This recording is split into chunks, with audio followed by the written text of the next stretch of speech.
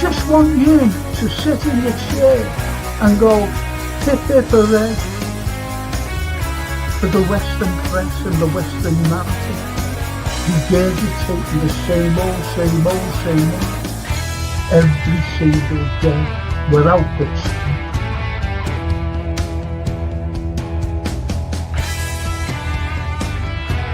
Please watch the first series, the first 2 episodes, the second series.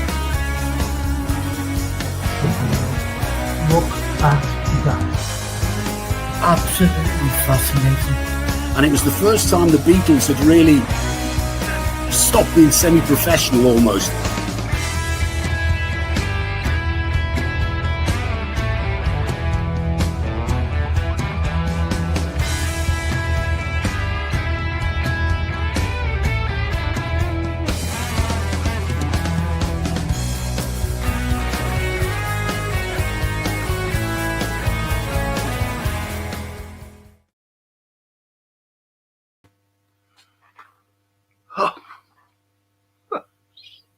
Oh, there I am again.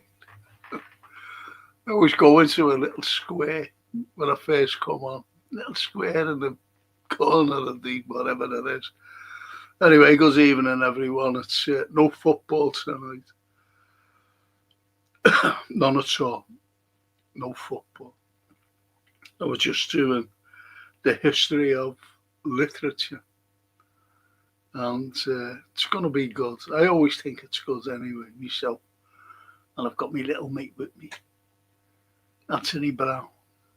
And he you know, I've got to admit that both of us, these authors and poets that we talk about, we've got an affiliation with them, their meanings, their words, the visions, by the way, even non-visionary, the poets, for example.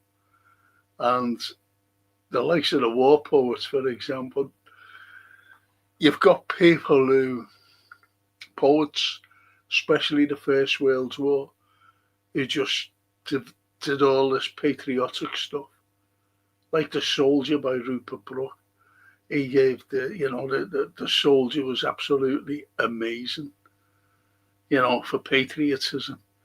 But then you have the others, the other poets, who gave out the horrors of war and what it means to the people back home that were devastated. And you've got a line in each slow dusk, a drawing down of blinds. That's all over the country. Meaning a death. It was everywhere. So it's got this is the type of poetry that they are giving us, if you know what I mean. So you get the truth out of poetry. And again, Wilfred Owen, who said, my friends, you would not tell with such a zest to children ardent for desperate glory, the old lie, dulce et decorum est, pro patria mori. Powerful lines, such powerful lines. Again, what he's saying is, don't write fiction, write the truth about what's going on the battlefields of France and Belgium. So, I'll have my mate on in a minute, and I'll just want to thank these wonderful people, Gap Painting Services, who sponsor every show, every single one. They're fully time served, these lads, fully insured, everything. If you need to get anyone to decorate, whether it's interior or exterior, get these lads in. If you're an NHS worker, if you're an elderly person or an elderly couple, get them in, you get a special discount. But nevertheless, just get them in to give you a price without any obligation whatsoever. That's Gap Painting Services, the sponsors of the Frank Carlyle show.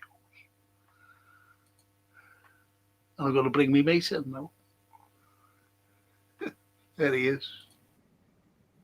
Hey, Good evening, Frank. Good evening, all. what you think of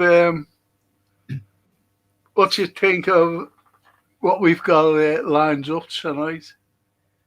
I, I, I, whatever. Yeah, I think it's brilliant, Frank, from what we talked about. But it's always brilliant because we. What's wonderful about it sometimes is we have, if we've got any idea, it's a rough idea who we're going to mention, but wow, it it it goes, it It just goes does go, doesn't it? It does, like blue because paper.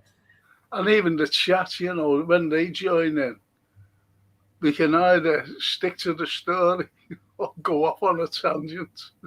We'll go off on a That's tangent, the come back, beauty of it. That's the finish. beauty of it. I love it, but that's like that's life, isn't it? That's what we do, and I totally agree with your intro tonight about the very great people that we talk about, and we didn't go through a yellow pages and say, well, he's great, put a pin in that, put a pin in that. We just talked, and in the realms of history, which you do absolutely like no one else, these names pop up. Even if you're talking about an event or a time or a year in history, these names can't help but pop up. And it's wonderful that we kind of given them a tip of the hat. Yeah, absolutely, because they deserve it. You know, they've long gone, yet they deserve the tip of the hat. And, Yeah. this is why people, our chatters who like literature, um, just comment, about them. Anyway, I'll see what they've been saying. Barry Eldridge, even if Frank and Anthony are in brackets when he lands, because I always bring you on after the read. So I've seen that first, and I said I'll have him on before. I'm always here, but I'm in the back room knocking Italian wine. Well, there you go. There you go. See, that's why I leave him there today. Swing his little red as Rosso Oh, Vino. Um, Ali, Ali, he says, "Good evening, Frank. I am sad. We have a Zionist puppet in our parliament. He came yesterday with a popper, with a papa in his hands, with a lot of Romanian writers and brokers in front of everybody. Oh, with a paper in his hands, with a lot of Romanian great writers and brokers in front of everybody. That's shocking, that. It's like someone coming into anyone, just going in and ripping up Shakespeare. And it's terrific, Frank. And we're talking about this from the 15th and 16th, 1600s, and it's still going on. And as he says, incredible how low we became. Right. Sorry This, for that, Ali. And if it's no consolation, but there's a global dumbing down yeah, of everything. yeah. And lovely Ellen, the little ambidextrous, she says, "Good evening, Frank and chatters." Good evening. And then, "Good evening, Frank." You're left out of it, son. That's No, all she is. right. No, she is. She said, "Good evening, Anthony." That's little lamb. Oh, thank you, Abby. Good evening to you. Gary Rigby. Morning, Frank. Lovely house you have. This is this, you see. Yeah, yeah, yeah. Tuscany. Buonasera, Franco, Anthony, and Chatters. Beautiful. That's Tuscany.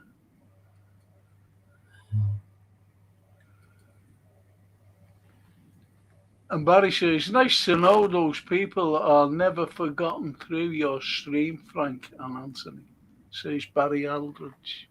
That's nice, isn't it? This Yeah, is what we want. that's what we like to do. Really, Barry is mark of respect for the people that inspire us. Yeah. And Ali says, maybe you have heard about Mercia Yeah, Eliad and Mehi Eminescu, etc. Great people. They're the great writers of Romania. brilliant, brilliant. Snapey, evening, Frank and Tony. Frank and Tony. Frank Tony, like Frankenstein, but that's what we forged together. Good evening, Snoopy, and Evening, Frank and Anthony says TW. good evening, TW. Right, Welcome, so I'm sorry, go on. I'm awfully sorry. welcome to the comfort of Sherlock's gaff. Yes, I'll be playing the little violin soon, picking that And up, I giving would it look all forward this. to that. Yeah, I'll accompany you on the guitar. Do you know what? I would have loved to have played the violin, You know I'd have what? loved to have picked it up and, just give it a bit of a tune. Never say never. Now, if you want to pick up an instrument, it, it it's what I never ever did the academic route to music, i.e., read music in the dots. I taught myself a little bit because when I was a kid, I used to buy. We had a couple of wonderful music stores in Liverpool, as you remember, places like Cranes, and they sold sheet music to everything. I used to go there, get myself sheet music to a song that I loved, and I painstakingly learnt bits. And when I met Laney's dad, John, was an arranger for different bands and stuff, and he did all that. He read the dots. I decided at that time I would rather go my own way. But we all get there. All roads lead to Rome. Same with Yes. music. Well, as I said, I grew up with a piano in the house, Yeah, and I never ever learned to play it. A guitar, no, never ever learned to play a guitar. And a violin, I'd have looked at, well, anyway, that's that. And never Snape, say that. Snapey says, I was inspired today. My debit card was declined. I was inspired to curtail my festive spending. Is that it? There you go, Snapey. We are inspired every day by similar things. And Barry says, Snapey, I've been trying to do that for years. Festive Oh, spending declined. Expected. Oh, oh so please, you, Barry. Yeah, yeah, anyway, anyway, we've got this fella to talk about. One of the great visionaries, an unbelievable writer, and absolutely. here he From is. humble background, yeah, Mr. Herbert George Wells, known to his family as Bertie. And he's known to us as HG. Yes, HG, you've only got to mention this fella, and you think of War of the Worlds. You do. War of the Worlds. The Invisible Man. Well, let's go through it. Let's go through it because Wow, there you go. The War of the Worlds was, I, I mean, in my time when I left school and starting young adulthood, that was kind of the War of the Worlds was boosted again with a musical, and that's how I got into that story. For like, but um, it's just phenomenal, phenomenal. have you actually read War of the Worlds? Not ever read the book, but I've got it to read. It's phenomenal, you know. Yeah, no, I look forward to it, and certainly based on what you've said and what was said and discussed, that the good and the bad side of modern life is that all great works are adapted for film, Yes. stage, and so you see that and you think you know the story, but of course it's sometimes it's incredibly different what you see on a screen to what you read on the page. Yeah. You see, why do you think? Let's look at the War of the Worlds. Why do you think he looks at that and, you know, wrote a story about it? War of the Worlds, our world and another world, an Mhm. alien world. Why do you think he wrote that? Why do you think he was inspired? I think he was inspired by what he read and the knowledge he gained. And it was you that put me on to him originally as a check him out as a person, um, where he got it. We all get our stuff from somewhere, whatever we do in life. We're always inspired by someone. And I think it was, you've only got to look at his short film. And if I may, I'm mentioning it here because it's out there available for our fellow chatters family to watch, which is the film he made in 1936, where he foresaw what was going to happen with war and the conflicts of man. And bearing in mind that we lost him in 1949, didn't we? Something like that. Um, he was just, he had that Dickens curiosity and the observation of what was going on in the world. And he saw what was going on with the start of the First World War, and he predicted what would happen. And I kind of think the War of the Worlds is based on that, his fact finding mission, and also his predictions of what could be. Well, that's right because no matter whatever book you pick up, no matter what, and you start reading it, people just don't say, "Oh, I think I'll write about a woman who lives down the road and builds a story around." These great writers are inspired. And I was looking at, I don't know whether I'm being honest here. I don't know whether I read this or I've seen it. Someone saying it on TV, but I'm going back many years. and they were talking about the War of the Worlds. They were talking about different books. I don't know whether it was on the telly, but I'm going back years ago. And War of the Worlds came up, and they were chatting, and he said, "Well, he's seen something when he was a young man before he'd ever thought about writing War of the Worlds. Yeah. And he's seen something in the sky.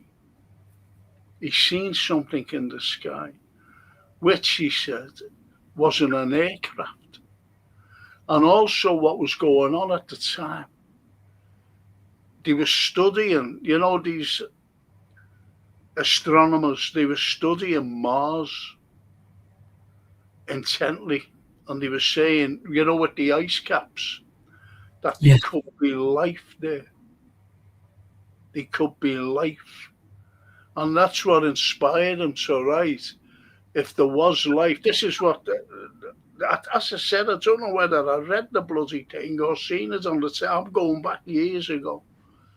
And with the ice caps, and as these people were saying, there must be life because water is life. Yeah. This is what they say, Yeah. right? Water brings life. So at the time they were studying Mars, he thought, well, this is going by what I was listening to or what I was bloody reading. I just don't remember now.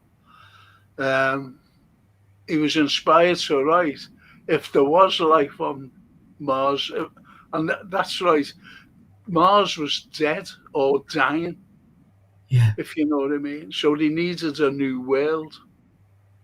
Yeah. And hence War of the Worlds. These things from Mars looked at the blue planet Yeah. of Earth and decided to take it on so that it could, keep their species going and their life going. But with the destruction of Earth themselves, the Earthlings themselves. Yeah. And that's what it's about. Yeah. I, I, I, I totally, I'm totally in awe of his. You can't even say imagination because some of it is not imagination. It's kind of building on facts as you describe. When scientists at the time were talking about these possibilities, um, and he would harness that and we're forever in his debt because he would put it in a novel, a story that we could all read and say, wow, that's right, or that makes sense, or just absolutely amazing. And I love the fact that he got this curiosity, this desire to learn, which we're all talking about. You're never too old to learn something new. And he got it when he was a younger child, when his mum used to clean or work at the big house on the hill. Because he came from not poverty, but not riches in his childhood in Kent. His dad was a part time cricketer and shop owner, which didn't last. And his mum worked at the big house on the hill. So he would go with his mum and say to the big man of the house, the man at the squire or whatever, I brought my son. Okay, we'll put him in there, keep him quiet, put him in that room while you're working, which was the library. And you and I would both go, great, brilliant, and he did because he would just absorb books, facts. Everything. Yes. But he'd read, he'd read the great classics as well, obviously. And those big libraries always had encyclopedias, so he must have read them at a very young age. Yeah, there's something here. And it's Barry Aldridge. Frank and Anthony, didn't he, Wells, have the public in fear when he broadcasted He on the did. radio? Yeah, Orson Welles, wasn't it? There you go. Orson Welles who did it. Yeah. There Wow. you Radio listeners in panic, taking war drama as fact. Many, yeah, they did. They fled their homes to escape. Yeah. And that's the way Orson Welles put it over because people, were turning on the radios at the time and, they just heard this voice. They didn't hear the start of it, but they heard it that, about these Martians coming down Yeah. and taking over the earth. Yeah. And it put them in panic. So Yeah. you're right there, Barry. Fascinating that though, isn't it? And strange phenomenon is the name, obviously Wells, but Orson Welles had a fantastic authoritative delivery, didn't he? Yes. Like a So newscaster. Like a newscaster, the way some newscasters can put over yeah, the news, brilliantly. And he was the type of. See, when he went on the radio, he's an actor. yeah, And he can change his voice. Any actor can change the voice. yeah, The great impersonators, by the way. So he changed his voice into a newscaster's voice. yeah, You see what I mean? So people, I'm not saying that he, say like Walter Cronkite or whatever. He never changed his voice to him. He just gave it out yeah, so that you could understand every syllable. yeah, And this is what people were listening to. yeah, And it's incredible, to think. And yet it's only fiction. However, he's a visionary, is Mr. Wells. He's a visionary. And yeah, when you think about visionaries and what they think, if you know what I mean, do yeah. they, I don't know, you've only got to look at the Invisible Man. Now, why do you think he got where did the inspiration come from there? So his mind, I don't think you could get into his mind, to be honest, No, about someone being invisible. But then again, at the time, these scientists were experimenting with everything, everything. And it was a serum, wasn't it? In the Invisible Man, when the fella injected himself and he felt himself going invisible. And it was a serum, it was an injection. And you've only got to look today. I was listening to George Soros, and he wants to inject people with chips, microchips in it. So you can imagine the size of a microchip going into your bloodstream. It's all for control.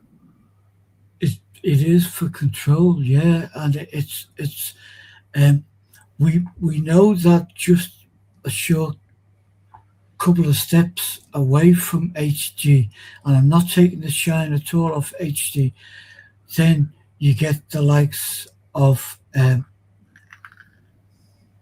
Mr. Blair, George Orwell, who takes it a tiny bit Further. He takes it further. about the control aspect. Absolutely. Absolutely. Everything is in control right through when if see, I can only go to the Roman period about control. Yeah, That's all that I can go to. But you can only go so far to control people. That's it's. You've heard of Emperor Hadrian, haven't you? yes, Yeah. Adrian's wall. Yes. Well, Adrian just didn't build a wall here in this country. Adrian's wall. He just didn't build that. He built one in Germanica. He built one in Gaul. He built one in Hispania. Gaul, France, Hispania, Spain. He built because he said we can't control the people. We're going too far out.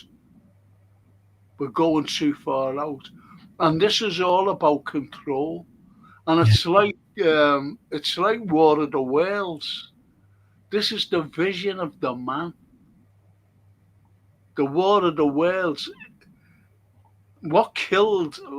Have you any idea what killed these alien things in War of the Whales in the novel? Can you remember? No. I'll tell you what it was. It was the germs that we've become immune to. The bacteria that humans have become immune to Because because they land on Earth. There's all this bacteria and germs and whatever, and it's new to them. But with man, with the human beings, living so long, from the past right up, thousands of years, we've become immune to it.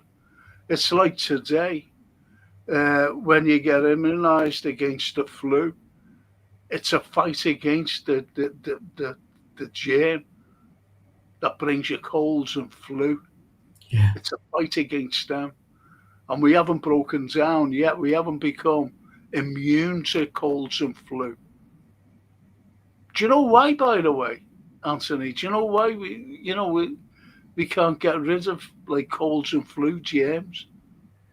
Well, if you believe what they're saying to us, because it morphs into something different. It Um, does because it actually comes from space. oh, It comes from space. These germs. There's lots of germs out there. People think that space is dead. It is dead. You can't see anything. You can see the stars. But there's things there floating about, and colds and flu, these germs actually come from space, believe it or not. And they yeah. do, they morph into the different, as you said, morphing into something different. If you get one germ, it gives you the flu. Then again, you go, and they kill that. They do kill them, actually, these germs. Then, as you said, it does morph and it becomes another germ, but it's still got the same bacteria as flu and colds. So, it's impossible. It's impossible because there's millions of variants of these germs that carry, the flu bug. It's the end of us. And that's Should be what finished. scientists, doctors say. It does us good to get these things because our bodies build up an immune system which helps us cope. But unfortunately, there are so many of us whose immune system is damaged, and so you're back to HG really. And in recent times we've seen the damage. Yeah, well, Barry says, which is a very good point. Sorry, fellas, wrong one, but Orson Welles was such an imposing figure you could conceivably believe anything he would say. Yes, That's yeah, brilliant, that that. authority voice. Yeah, you would. If he says you've got to leave your homes because what are you going to do? Yes. But I think what Barry's saying as well, um, what he would say, again, in written form as well. If you picked up a book, look, you've only got to look at things to come. Yes, Things to come. And those things to come, it's another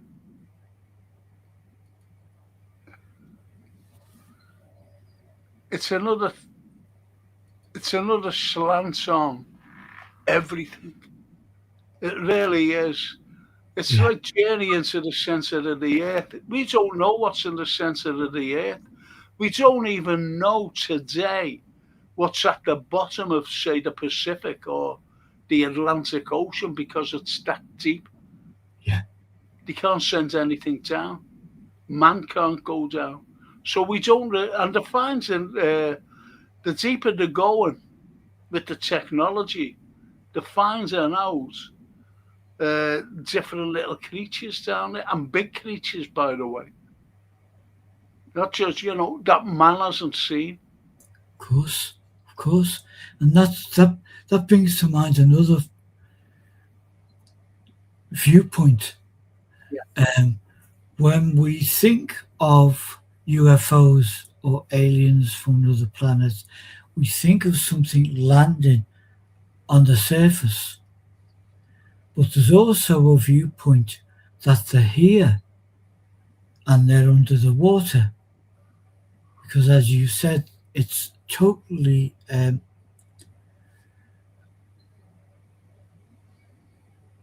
not in our ability to view. We can send submarines down to a level, but like you said, at a certain point, the pressures and everything in water will just crush Crush it. something. Yeah, yeah. Of course. Well, this is why I know we're digressing away from certain, what we're talking about. That's why there are some people who, the space race, the Yeah, space age. That's why they look at, these. I'm not these theorists. I don't like saying conspiracy theorists, but these theorists, who say that they landed on the moon, they'd have to go through a certain belt, a radiation belt, that even the rocket, these rockets that they sent up, wouldn't wouldn't be able to withstand this belt, if you know what I mean. And yeah, there's another belt of like little particles that would damage your rocket. In fact, it would blow it up. And this is why these theorists, say it's impossible for them to go through unless we can build a rocket that's well into the future to get to these places. Space exploration. But yeah, they reckon now that Elon Musk has actually built SpaceX, that can go through these belts eventually. He hasn't gone through the belts yet, but eventually he will because he wants to go. He wants to go to Mars. yeah, He really need. Well, that's what he said. We need to go to Mars to see what is there. That's why he wants to put on the. He wants to set up a colony.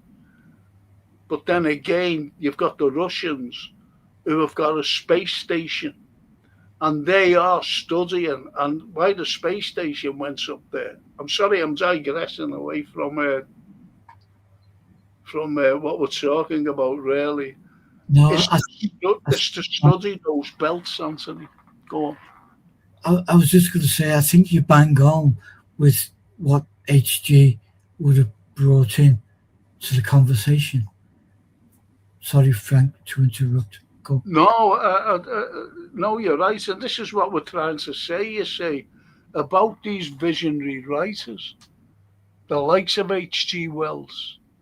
You know, say, look, people say there are monsters about us. And there's a mighty challenge to the world of today. H.G. Wells' things to come, And, things to come. And and this is before, I'm sorry, this is before, he wrote this, and this is before the things to come, if you know what I mean. And it did come. it did come. It did come. And this movie is out there for us all to see now. If you tap it into YouTube, you will find it. The version I watched was a colorized one, um, and it was um, absolutely. Obviously, you look at stuff because it was 1935 or 36. Not sure, but it so various parts of it you think, yeah, seen all that, and then when you realise that this was the first, and Hollywood and everyone has built a large stock of movies on the back of this. This is totally out there. Yeah, of course. And as we were talking about exploration or whatever, whether it's into space or whether it's deep sea. And Barry says the Mariana Trench must be full of creatures that may never be found, certainly not in our lifetime. That's a brilliant, brilliant Yeah, uh, comment there, yeah, because we won't. Well, listen, when I was first told many years ago, where we are, we're not even a grain of sand no, in the vastness of space, not a grain of sand. yeah, And then out of all the beaches throughout the world, there is more whatever's out there than every grain of sand on the planet. Every grain of sand on every beach throughout the world. Think about that. yeah, I go to a place in Italy, and it's 22 miles long, and the beach, and that's no, not 22. I'm sorry, 14 miles long, and it's just a beach. Now imagine, picking up all that sand. It's impossible. I'm putting it in a big pile. yeah, Just one beach, and you'd say, well, that's just not even a quarter of what's out there, the planets. You see what I mean? yeah, yeah, Each grain of sand. yeah. But again, it takes the genius of these writers, without putting a label on it to say novelist or science fiction or whatever, just just the mindset to see these things, that we realize that we're not as big or as strong or as mighty as we like to think. We are really uh, nothing. Well, there's Polo. He says, here's a question for us. Frank, is there any minerals on Mars? I don't know whether you're trying to say, tell Trump because that's all he wants is minerals, the resources Yeah, from other countries. That's why he goes to war. any diamonds in us. But are the minerals? We don't know. And even these scientists who have been studying Mars for a very long time, they've actually come out and said we've got to burrow at least a mile down. We've got to burrow at least a mile down on the polar ice caps to see if there's life. But there certainly is life within ice, it's water. And they reckon that there has been life on Mars billions of years ago. But unfortunately, it died. So, it's just one of those things, to be honest, Polo. We can't really say. And Owen Lee, even in Frank and Anthony and chat, Hope you're all well. Yes, Thank you, Owen. Good evening. Yep, we're all well. yes. And Ashley says, "Hey, Frank and friend, what's both of your thoughts on David Pick? You know David Pick? No, I don't know David Pick. I'm sorry, Ashley. Hang on." Barry says, predictive text. My phone was made in 1944. Oh, David Icke, you mean? Yeah, David I. David Icke. Sorry, a mistake I made. No, there's no problem about being sorry. You've corrected it, which is good. Yeah, David Icke. David Icke has got lots of things right with yes, his predictions. and continues to. Yeah, would you call him, Anthony, a visionary, David Icke? It's a. I It's a think hard one, isn't it? It's a hard one. it's a hard one because some of it is as you've talked about with great literature. I think he comes across as a man who reads between the lines as well as the story that we all follow. So he's seeing things that we're not seeing, and he's reminding us of things that feel like sense. And when he says it, and you think, that's right. No, I don't. I've read a bit about him over the past few months, ironically, because we're talking about people like HG and other likewise geniuses. I think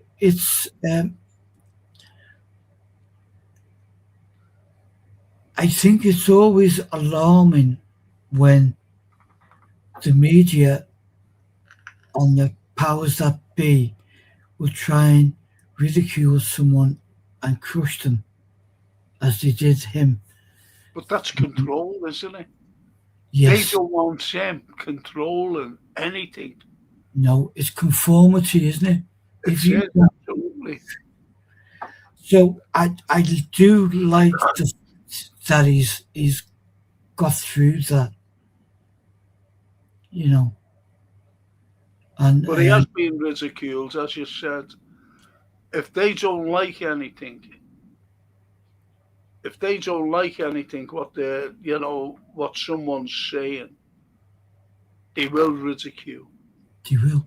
That's the And first. even like politics today is, you can't say nothing about a certain race of people, and you can go to jail.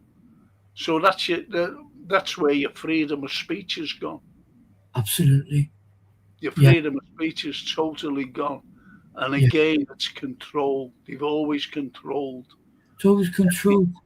And you go back to Blake, and when Blake was kind of shooting from the hip, so to speak, with what he was doing and what he was accusing establishment of doing and royalty, um, they made him out always insane. He's a crazy man. Take no notice. And in his lifetime, he didn't.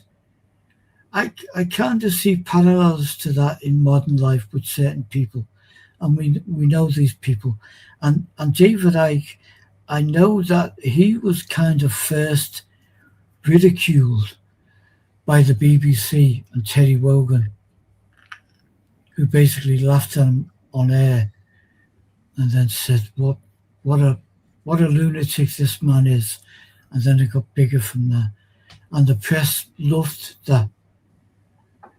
Um, Yeah, but so did the people. Because the people started to think, people with a brain cell, that is, started to think, well, why are they calling him? Why are they calling him? So they started to look into David Icke and his predictions. And Yeah. once his predictions started to come true, they went, whoa, hang on a minute. So Yeah. they became a laughing stock. And I'm talking about the late Terry Wogan, Yeah. because Terry Wogan was a terrible. He thought that he was a satirist, and he wasn't. He was just a fool, and he was making a fool of himself sometimes. I never liked Terry Wogan. I'll tell you for why. And I mentioned this the other night. He came out and he was saying about children in need or something like that. And he was saying, you've got to give your money, help these kids, or whatever it was at the time that the BBC put on. And people they were given millions, by the time it ended the shows, millions was in there. And yet, when it came out that for him to do the show, he commanded £50,000. And I never liked him after that. I thought they did that for at their own expense, for nothing.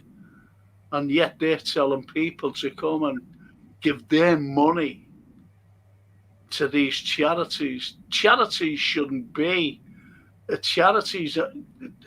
Government should look after the people, not charities. Yeah. And that's why any governments around the world are delighted with charities, because it saves them. It's just their job. Yeah, it's as simple as. Oh, that's too political, really, for us tonight. I'm But sorry. I see the connection between David Icke and H.G. Wells. Yes, absolutely. Absolutely. And the Anfield says, even in Frankie and Anthony and the Frankie's Christmas crackers. Oh, there you go. Taxi home tonight, Frank. It is, yeah. We bring the park bench for us. Thank you, Ro. Owen Lee says, take the lizards away. His way on controlling government, I think, has been spot on. Of course, this is what it's all about. Yeah. Owen, I can control. And it's like H.G. Wells there. H.G. Wells, there's no one better than Eric Blair. Is there, Anthony? There isn't Mr. George Orwell. No. Yep. Yeah. No one better than him and the future. He just knew. Listen, Anthony and myself are going to tell you to watch a film. It's a brand new one. It's like a sort of a documentary. And it's called, what's it called, Anthony? It's called Orwell. That's all it's called, Orwell. Watch it. The narrator is a Liverpool actor. And one of the great actors, and people don't realise he comes from Liverpool, and that's Damian Lewis. The narration is absolutely brilliant. Just watch it, because it's not like me or Anthony or anybody else playing the part of Orwell. It's just that the narration is taken from journals and notes that Orwell was writing during his lifetime. It's absolutely brilliant, and you can see the genius of the man. The genius of the man. So, if you watch it, there's a couple of caveats in it for me on a personal basis, if you know what I mean. And I think if you'd ever listened to me on a Friday night with the current affairs, I think you'd say, yeah, that's what Frank was thinking about with the caveats, during the filming. Because it's absolutely, you've got a director, and the director wanted to do Orwell, but he just like current affairs. What's happening today? The director, so he puts them on, if you know what I mean. Yeah. And then you hear the narration of what was said years ago. It's by Orwell. It's absolutely brilliant. Please watch it. It's just called Orwell, and I guarantee you'll enjoy it. It's Well, maybe we do that. We're on days now before Christmas, but maybe before Christmas, New Year, or New Year, we devote one of our literature shows to Mr. Blair Orwell, yeah, based on the back of that. absolutely, absolutely, yeah. I totally go along with that. Let's see what the lads have been saying. See what Owen says here. Take lizards away. Yeah, His work on controlling government, I think, has been spot on. See what he means by the lizards. David Icke came out and said, these elite people who control the world are alien. yeah, The lizards, the lizard people. But I don't think he meant it in that way about lizards. I think he just gave them a title, if you know what I mean. Lizards. Do you see what I mean?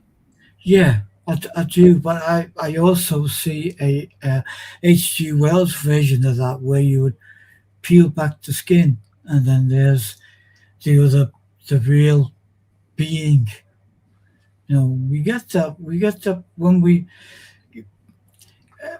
not to put it all on David Icke, but that concept of what kind of breed of people make politicians.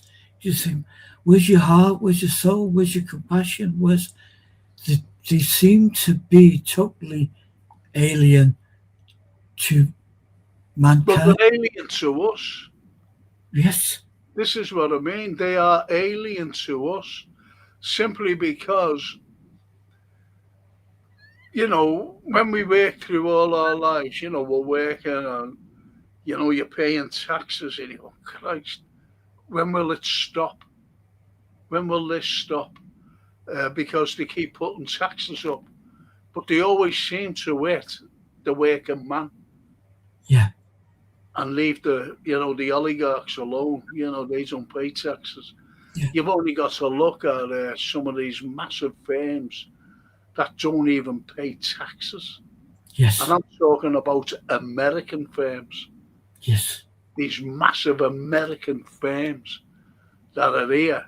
The likes of Starbucks, for example. I'm just saying that. No, Starbucks.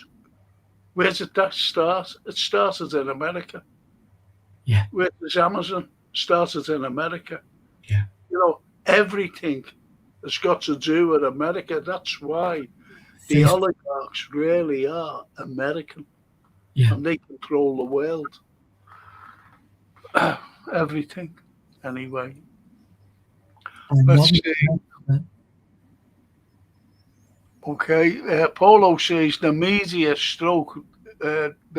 smear stroke ridicule any in caps one who speaks up certain people. Of course they do. It's anybody. Historic. Anthony, is it good? Let me just go through some of these. I'll get back to what I'm going to say. Barry says David Icke was called mad after leaving the BBC, the same as Peter Knowles, who played for Wolves and predicted some things which did come true.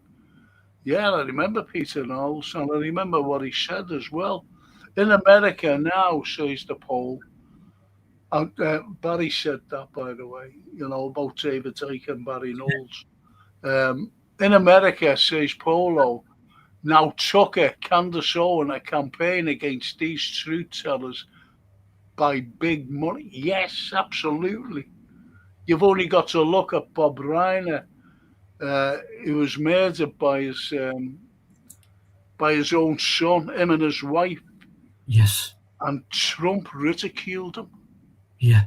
on a Shock. social media. That was shocking what he did, that man. Horrible. Horrible. That's what kind of a person, we have to deal with. And now he wants to start a war with Venezuela. He's given a speech tonight. That is petrifying because we are all watching it. You'd think that in the modern world, you see something wrong, you call it out and it would stop. Not at all. Oh my God.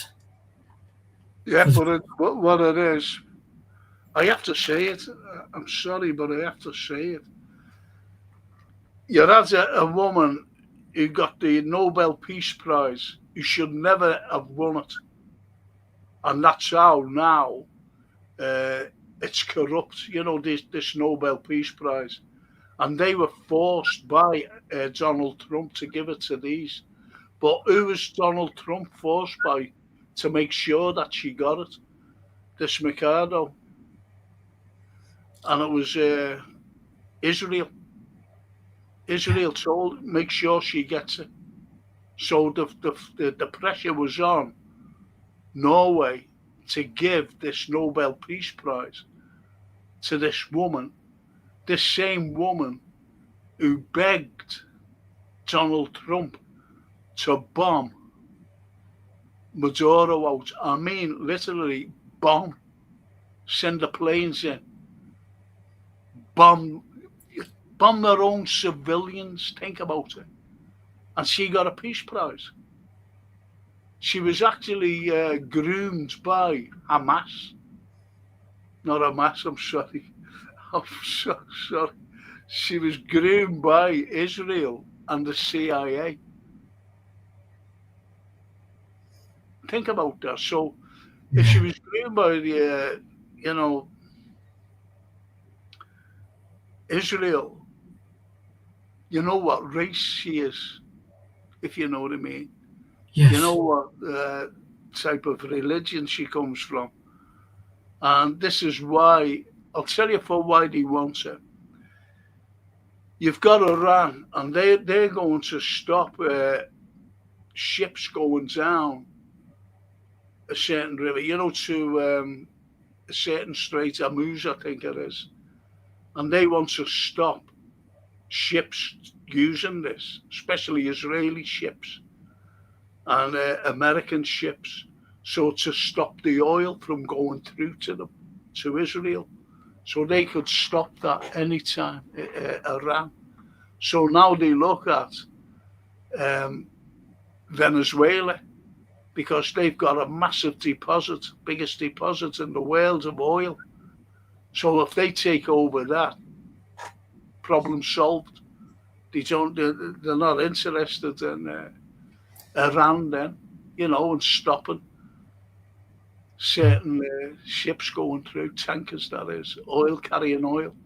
So everything will be solved, and it's all geopolitics. What you call See, all this geography of the politics is certain areas, and that's why certain areas get bombed.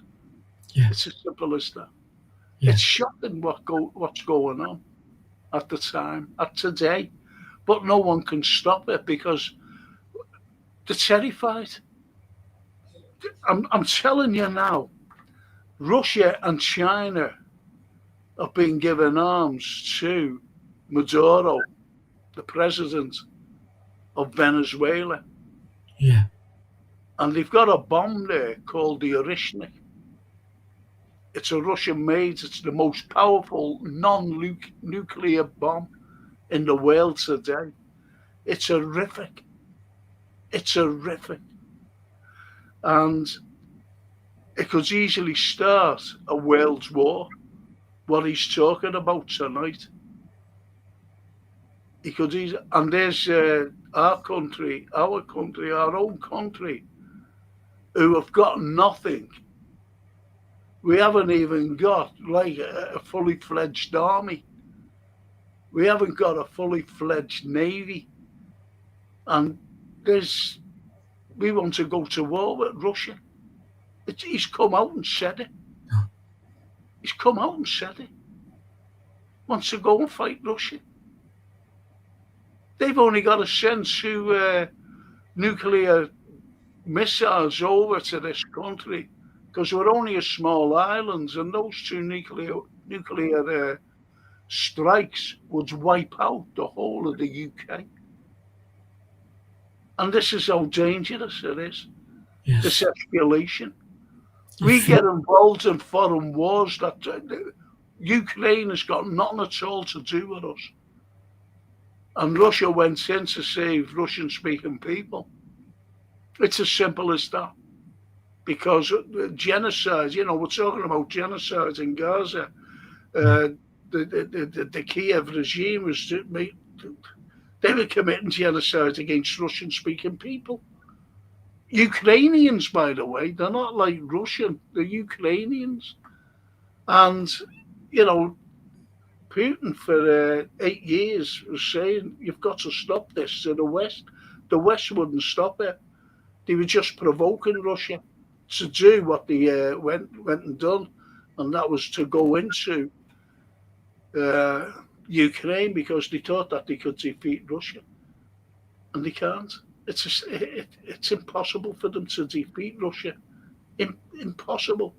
And this is where we're on the precipice of World War III, but this World War III, you might as well say the Earth will just go into a white globe, meaning it'll be destroyed. Vaporized. Exactly. Which takes us straight back to H.G. H.G. Wells. Because he wrote about it. And things to come. Yes. Yeah, look at that. Look at that. That particular drawing, you've got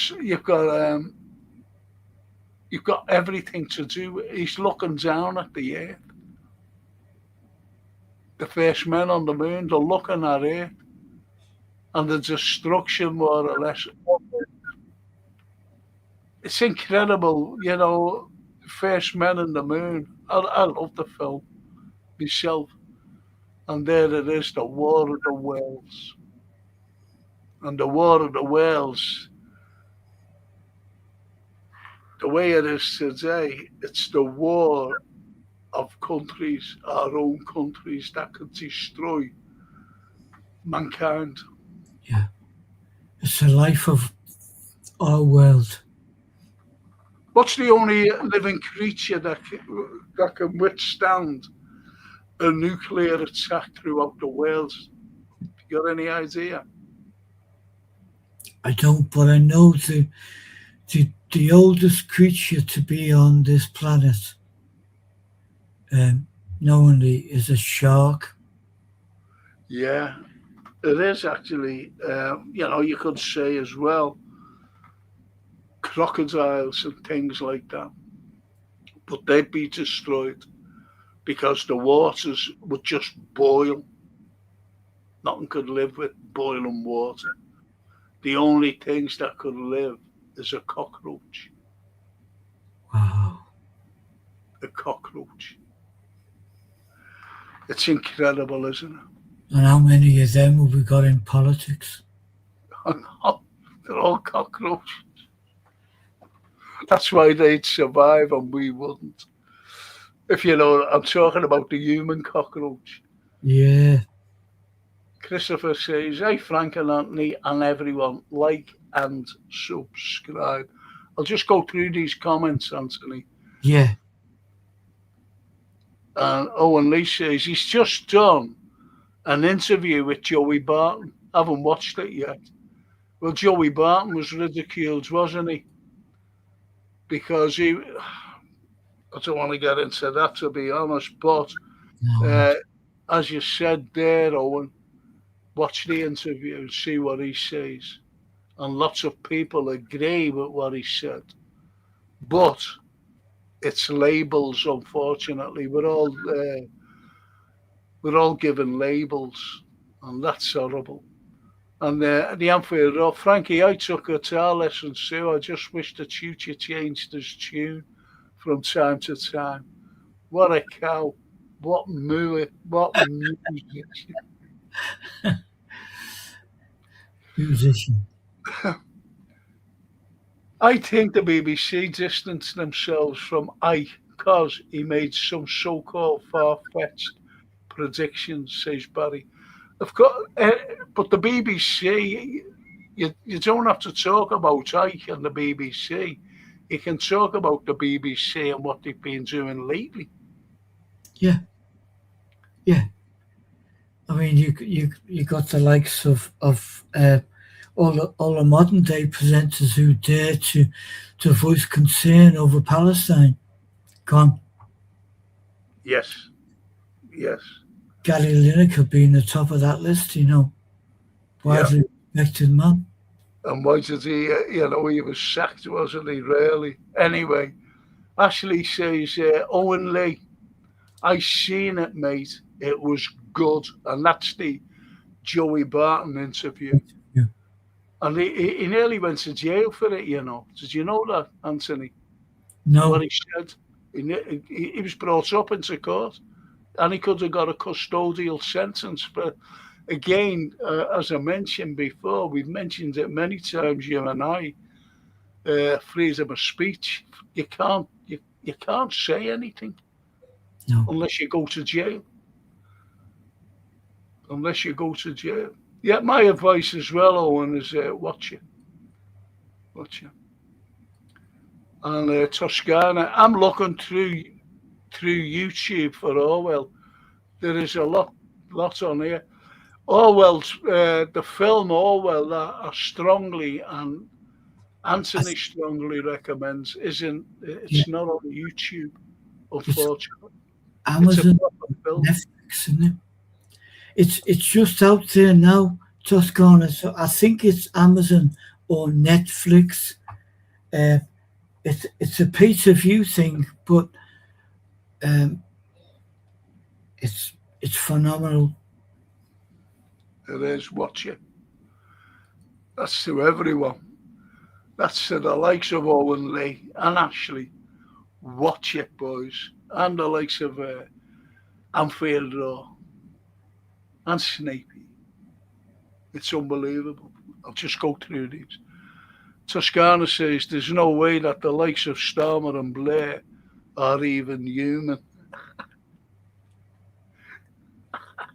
I would not argue that one. I don't think any of us was arguing. No. Barry says Trump is vile. Yes. Any country that has anything of any value, he wants to start a conflict with them. I've been saying it for. I'll tell you one thing. Barry. He fools everybody. During his campaign, he fools everyone about a man of peace. And I mean everybody. I even believed him. I never 100% believed him, but I said, he's got to be given a chance, if he's... Now he's making up all these things for peace. He was saying about Azerbaijan fighting Albania, and he got it all wrong. This is how pathetic the man is. He doesn't know his geography. He doesn't know his history. He doesn't know anything. The only thing that Trump knows is selling real estate. And when you see that he sent over a fella named Witkoff, another real estate fella who he worked for, Witkoff worked for Trump, and his son-in-law, Kushner, who's no diplomat. He hasn't a clue. So you haven't? Yeah, neither does Witkoff. And you've got to send your diplomats. Diplomats know what they're talking about. This is why they're called diplomats. This is why you say, a lot of diplomacy in what you say or not say. Well, you weren't very diplomatic, were you? So diplomats know what to say and listen, by the way, as well. And yet he sent two people to these silly people in Europe, these silly leaders, and the EU are so pathetic. To sell You've them a got, timeshare apartment. yeah, you've got Ursula von der Leyen, Yeah, fond of lying. It's shocking. it is shocking. And the scariest thing is when you gather that information about these Muppets, where they are Muppets, string puppets, who is pulling their strings? Yes. Oh, yeah. Well, we know. Real, yeah, We know who's pulling the strings. And these are the very rich people. As I said, they want to look. It's like history. Um, no matter what you read, there's so much propaganda in it that you don't know who to believe. If Donald Trump only just a short while ago said America won the war. Now, if you didn't know anything about history, anything at all about history, you would think, oh, America won the war. If someone started talking about the war, oh, America won the war. Oh, well, who said that? Oh, the President of the United States, Donald Trump. And people had believed that. You see what I mean? yeah, no, exactly. But we know differently. Yeah, That America didn't win the war. They couldn't even fight the Houthis. They couldn't defeat the Houthis. no, These people who go to war on a bike with a rifle over the shoulder and a pair of flip flops on or sandals. yeah. You There's never know, been could be. anyone. The poll says, the polo says, we all know Epstein was a clear blackmail ops by Mossad, of course. But you won't hear that on the BBC. No, you wouldn't. No, You wouldn't. And Ashley says, I think humans have been on this planet for too long. Methinks it's time for an evolution. But you think that there should be a revolution. That's right. And Toscana says, the one with Damian Lewis is called George Orwell.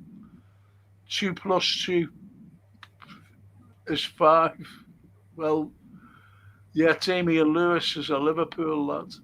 And I couldn't wait till the end. I didn't know who the narrator was. And I was saying this narrator is absolutely brilliant. And it's the great Damian Lewis, great Liverpool actor. Do you know him, Anthony? Damian Lewis?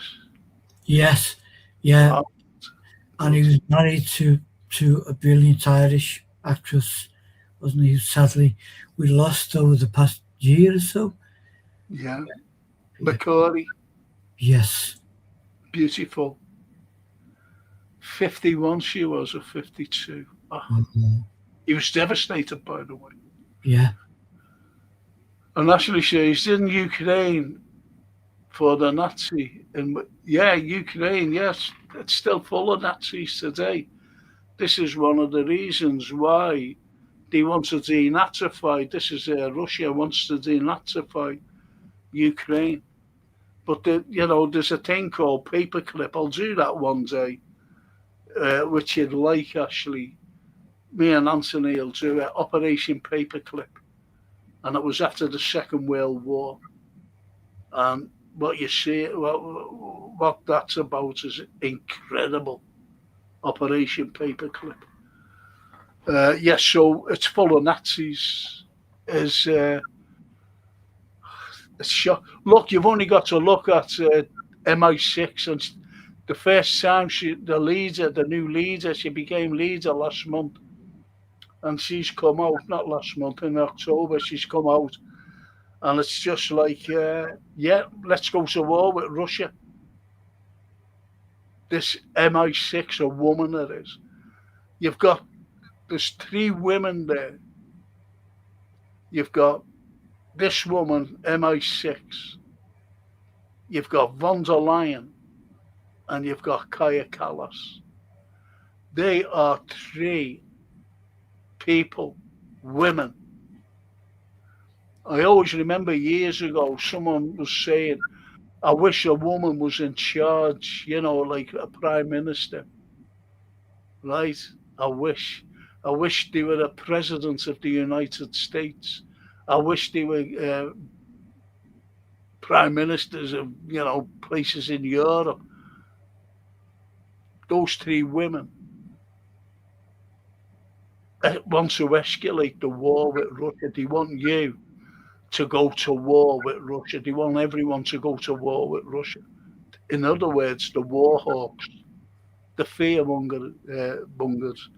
Also, this lady, I wouldn't call her a lady, this woman who's in charge of MI6, her grandfather, think about this, her grandfather was known as the butcher of Ukraine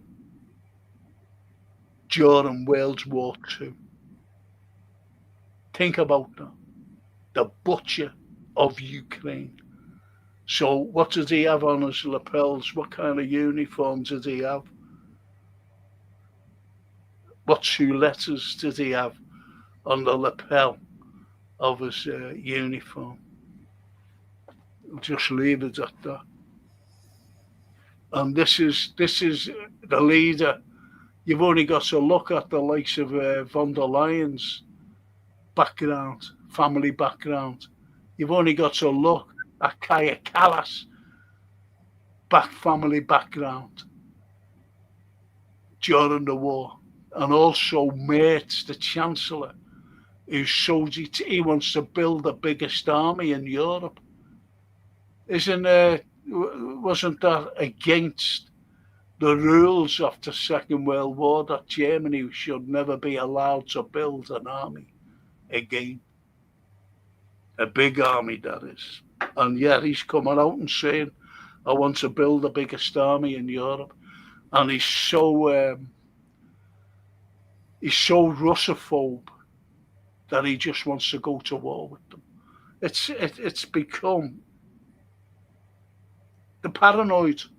It's paranoia that's fixated with every leader throughout the Western world. It's shock what they want to do. All Russophobes.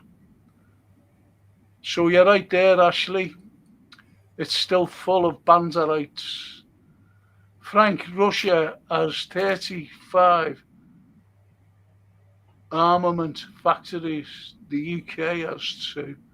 Well, they build more weapons than the whole of including America, combined in 3 months than they do in a year. That includes America.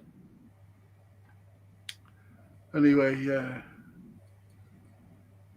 the Clintons would survive. The Clintons would survive. Yeah, they're the cockroaches. Hillary. Thanks, Anthony. I've got both of them. I'm just checking them out, says Toscana. There you go. Bill. And Toscana, Lineker annoys me immensely. He's never once mentioned the thousands of Christians getting slaughtered in Africa. He's a hypocrite, and the main reason I stopped watching and paying my TV license.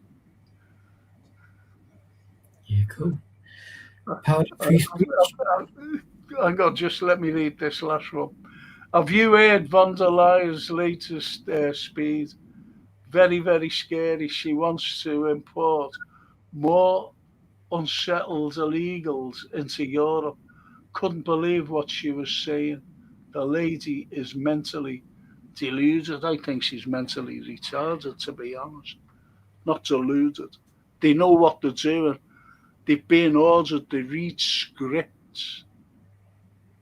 They read scripts from the oligarchs. They're being paid handsomely by the oligarchs. That's who. That's why they're putting the whole of the world, the global world, in jeopardy of a nuclear war. And there'll be no world. It's just like what the great HTA Yeah. told us about. Yeah. There you have it, right there. These things, but now you don't need. What I was going to say was with Russia, and the globe. Well, it's the whole of the West that are against them. They've mastered weapons. They have mastered them. They've got the Bruvnik, something like that, which goes underwater and can stay underwater forevermore, and it can come up and just go. Psh. It's not manned, but it's manned manually. It's an incredible weapon, and they've got the Orishnik, and the Orishnik is devastating, absolutely devastating. And these are the weapons that the Russians have. It's incredible. Yet there's Europe, the likes of Macron, Starmer, Merz, they all want to go to war with Russia, against Russia, for Ukraine, for Nazis. That's why I said, look at what I gave you about their backgrounds, who they were, Yeah. what their families were. And the script. Oh, and the script, yes. I don't know why we brought this woman in to head MI6, but you can see why they brought her in when you look at her background.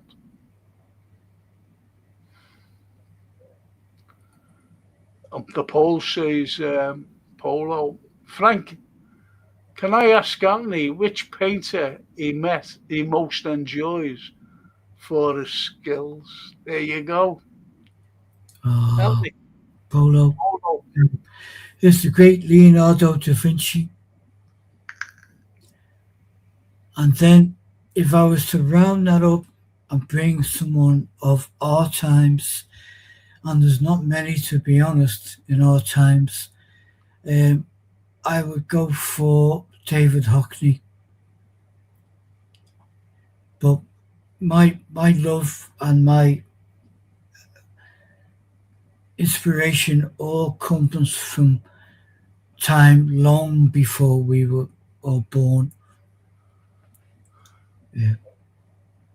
That's a crack at that, because I've got to say to the Polo there, when I was talking to Anthony, and we just when we first got together years ago, and we had so much in common about literature and about artists. And I said to Anthony, I love Leonardo da Vinci. And he said, he's number one on my list. So, we had the connection right away from the likes of literature to the art world, the artist. Philosophy and that kind of sense of scale of something, and the fact that he was so giving. Yes. Time and his genius. Yes. Yes, absolutely. It's incredible, isn't it, really, when you think about it. When you think about it. I'll have to go and get me glasses. I'm sorry about this. I can't hardly read. My eyes are dimming. My eyes are dimming, reading them out. And yeah. So I won't be. Look, Polo says, you can talk to him about this. I like Dutch masters and Turner Caravaggio. I love Caravaggio as well. And Turner. Yeah, Strange that, isn't it, Anthony? yeah. No, it's brilliant. That's brilliant, Paulo. Me too. I'm eternally inspired by Turner. I love him. And at the moment in Liverpool, there's a few things going on with his work.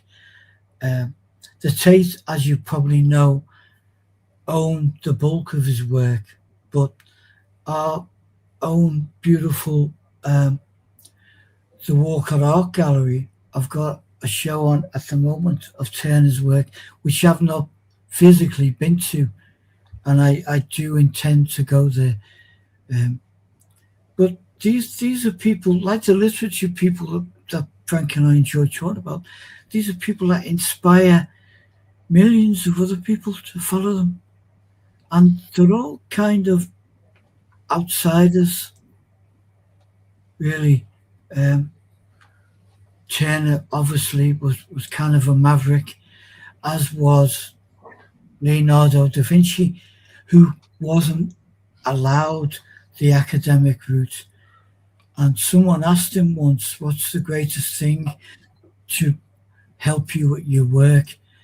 And he said, "Not being allowed to go to the academies, because it taught him to think for himself," which draws a parallel really with the likes of H.G. Wells and his years as a child just reading books. And then he would make it his business to attain a scholarship at a school. He never got into the academia the way that some people are fortunate enough to do it. But bit by bit, he would earn a scholarship, move there, move there, move there, and then he was just off. And I think what shows with all of these people, from William Blake to H.G. to Charles Dickens, is that they're not part of a school. They're not like someone else. You can't draw a parallel with their work and say, well, they were just like this particular lady or this guy of the same year. They weren't. I love outsiders. And Frank and I share a love of outsiders and great minds. That's it. And it's true. It's like what Orwell said. He said, however however must you deny the truth goes on existing.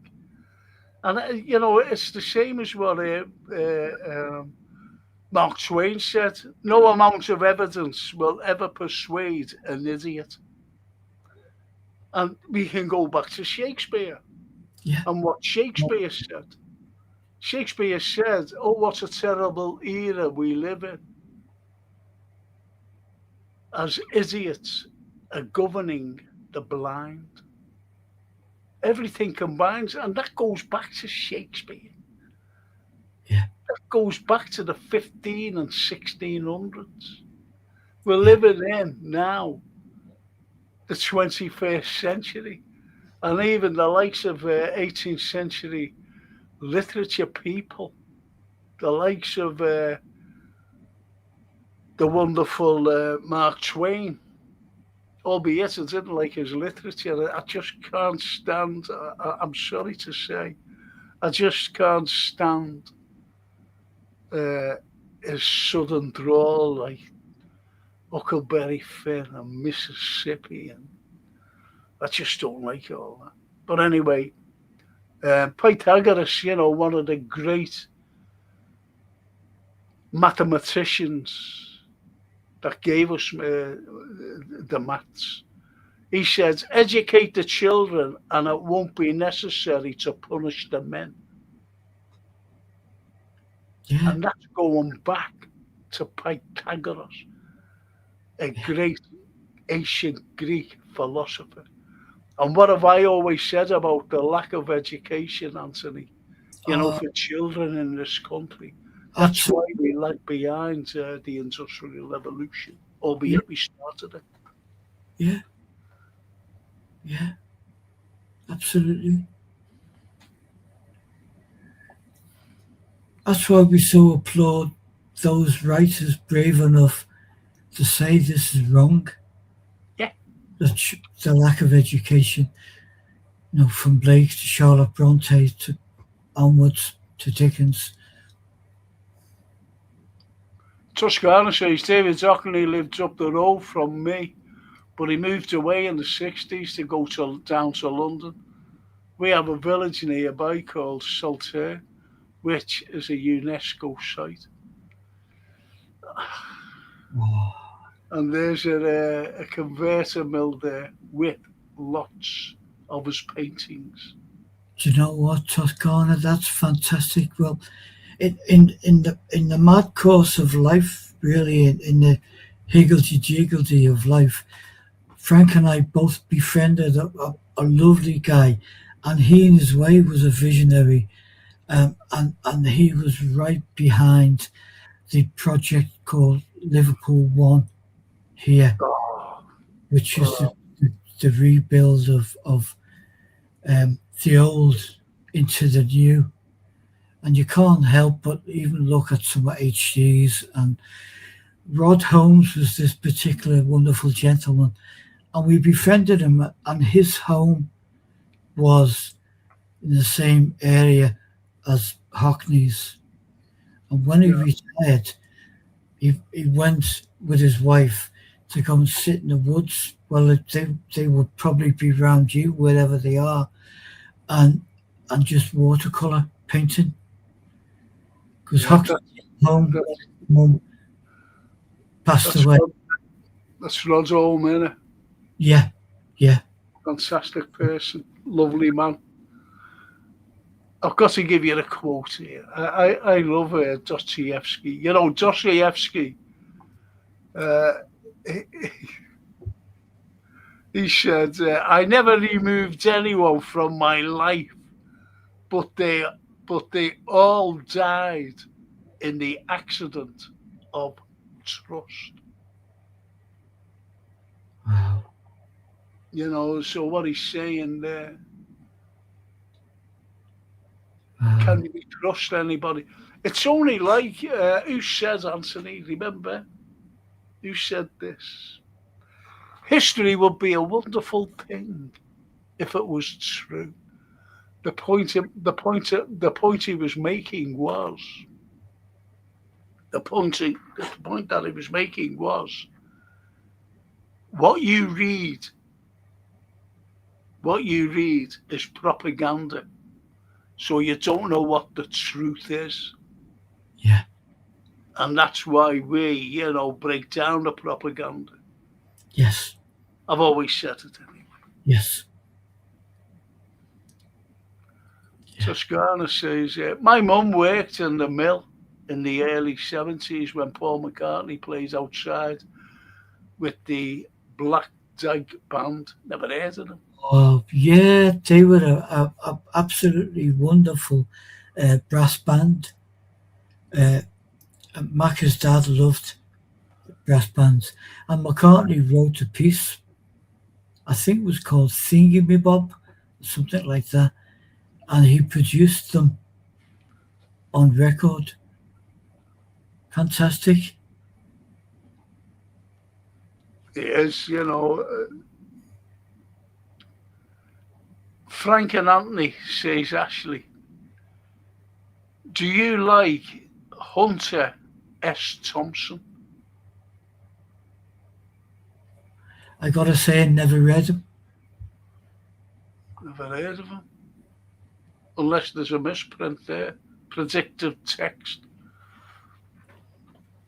As Barry Aldridge says, I've got a phone with this predictive text that was, made in 1944. I've got a brain which has kind of got that inbuilt. Polo says, do you like any modern art from America? Yeah, I kind of would. I'm intrigued with all art, but there's a point in modern years where it less became art and more con art, There's a great British thing in the 90s, which is absolute drivel. And they've knighted and globed and given trinkets to all of these people that I wouldn't give a library ticket to. But yeah, I do like modern art. I do like abstract painters. Um, and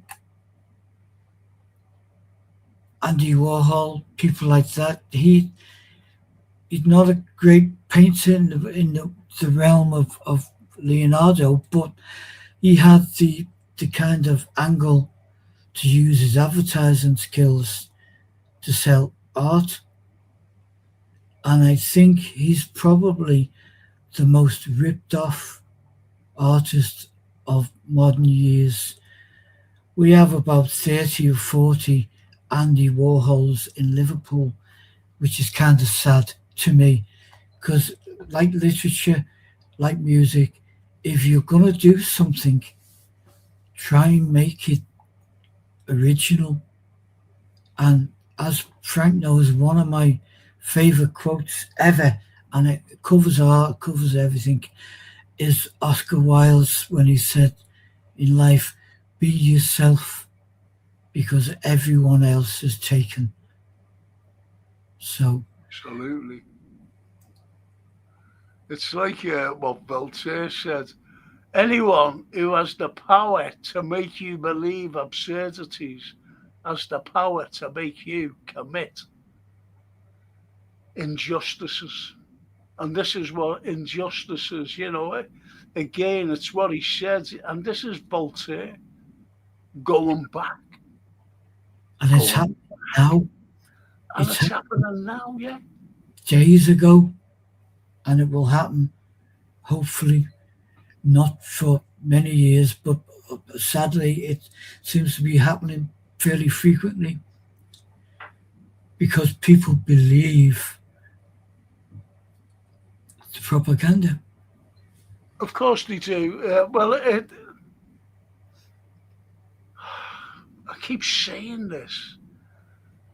My old professor said to me, you've got to break down, smash away at the propaganda until you come against a wall with truth written on. He said, and there lies the truth. So you dismiss and disregard the propaganda that's being fed. Never forget him for saying that. Toscana says, you'd love the mill. If you're ever in these parts, I'll take you over, my Scouse friend. Sue, who lives nearby, is a Hockney expert. You can be our guest. There you go. Brilliant. I like this one as well. Thank you, Toscana. Thank you for that, offer. And Steve Willis says, all art is intrinsically subjective. I think everything is subjective. Everything. If you read, you can read a book. I just mentioned there Mark Twain. Yes, he gave out his comment. It is a little comment he made. But I don't like his work. I really don't. I can't get into his work. So, again, it's subjective. Art, um, Anthony, he loves Van Gogh, Vincent van Gogh. I don't. So, again, it's all subjective. It's what you think, what you like, and what you dislike. And, you don't fall out over things, to be honest, over these. It, but you can fall out over, people say, don't they, to us, don't talk about religion, don't talk about politics, don't talk about football, believe it or not. They're the three things. Because, if you're a football fan, you can easily fall out with other football fans. If you like talking about politics, you could easily fall out over politics. You see what I mean? So it's these things and religion. There's a lot of things now that's coming out, but it first came out about religion when they were saying, oh, these groups of people, it's all their religion, they're all murderers and whatever. Then that had to stop because you could go to jail for it. And you know what I'm talking about. Yeah. So it's things, everything is subjective. Everything in life. Whether it's art or whether it's football. But that's good, that, Steve. And I totally go along with you. Christopher says, I love that album, Art. Oh, that's Toscana's, isn't it? What are the words?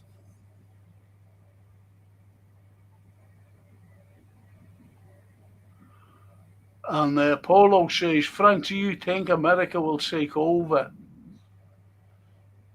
Venezuela? They've got the power, but Venezuela, the landmass in Venezuela is massive, and it's mountainous regions, it's jungles, everything is there. They couldn't defeat the Vietnamese. America has lost every war they've been in. I don't think people realise that. Could they defeat Venezuela?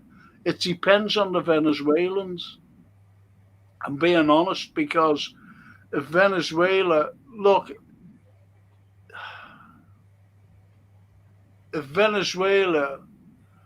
I've got to say this, if Venezuela is anything like the Russians, no, he wouldn't defeat it. But if they're weak, like other nations, and just give up and say, yeah, okay, and put their arms up and say, we give in, he could easily defeat it. But then again, the world standing by and allowing this lunatic, this psychopath, to go and invade a sovereign country. And with all the propaganda, as we've been talking about this Mercado woman, I think it's shocking. People should know about her. People should know about the pressure on Norway to give the Nobel Peace Prize to this woman. She's been trying to. She's had 6 coups. Do you know that? I don't think people realise that. Attempts at coups. It's shocking. And she's been living, and Maduro's been letting her just live there, that's fine. Opposition. And she's been coming out with all these podcasts. And he's took no notice of her. She'll let her carry on. And yet, when she's got the words, it's only what you say, Polo, will they attack Venezuela? She was told by the Americans to get out of Venezuela because of it. Now, the point is, when she never escaped, as the press is saying, oh, she went through this and she went through that. She got on a boat and, she could have easily been blown up, because that's what the Americans are doing, blowing up little speedboats and little boats, because they might think that it's a narcotic boat. Not. You see what I mean? All these narcotics coming through to America, which is a lie. Which is a lie. It's a motive to go and invade a country, and it's shocking what they're coming out with, and the world knows this, yet they're allowing it. They're allowing what's going on. in a little strip of land called Gaza and the West Bank. It's shocking. But I could, for saying that, I could be arrested. It's as simple as that. So you have to be careful what we say. So my answer to that with Mercado getting out of the country, yeah. Because who's behind it? Do you think that Trump is behind it? Tell you who's behind it. It's one of the littlest country. Well, it's the smallest country besides Gaza, Palestine. The people who wear tiny hats, they're behind Venezuela. You've got to believe that. You have to believe it.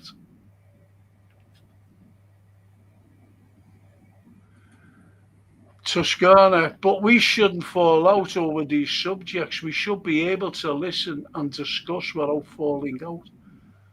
But people do. People do. We haven't, but people do. Yeah. I hope we haven't. I hope there's nothing I've said or Frank said upsets anyone, but we just the bottom line with us really is we're not waving any flags.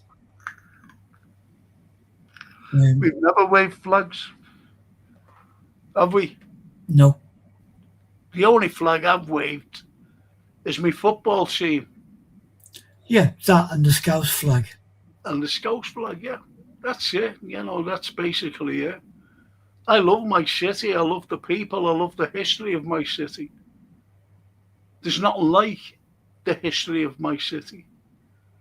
And yes, other people from around the country, this was what I was going to say before. Remember there used to be Irish jokes? Do you ever remember that? Oh, yeah. All the comedians coming out saying all these. There was three Irish fellas walking down the street. Paddy Mac and whoever. Right, so Thatcher actually stopped that, believe it or not. She said, you shouldn't be telling jokes. And I'll tell you why she stopped it. It was because negotiations was going on to stop the violence in Northern Ireland at the time. Right?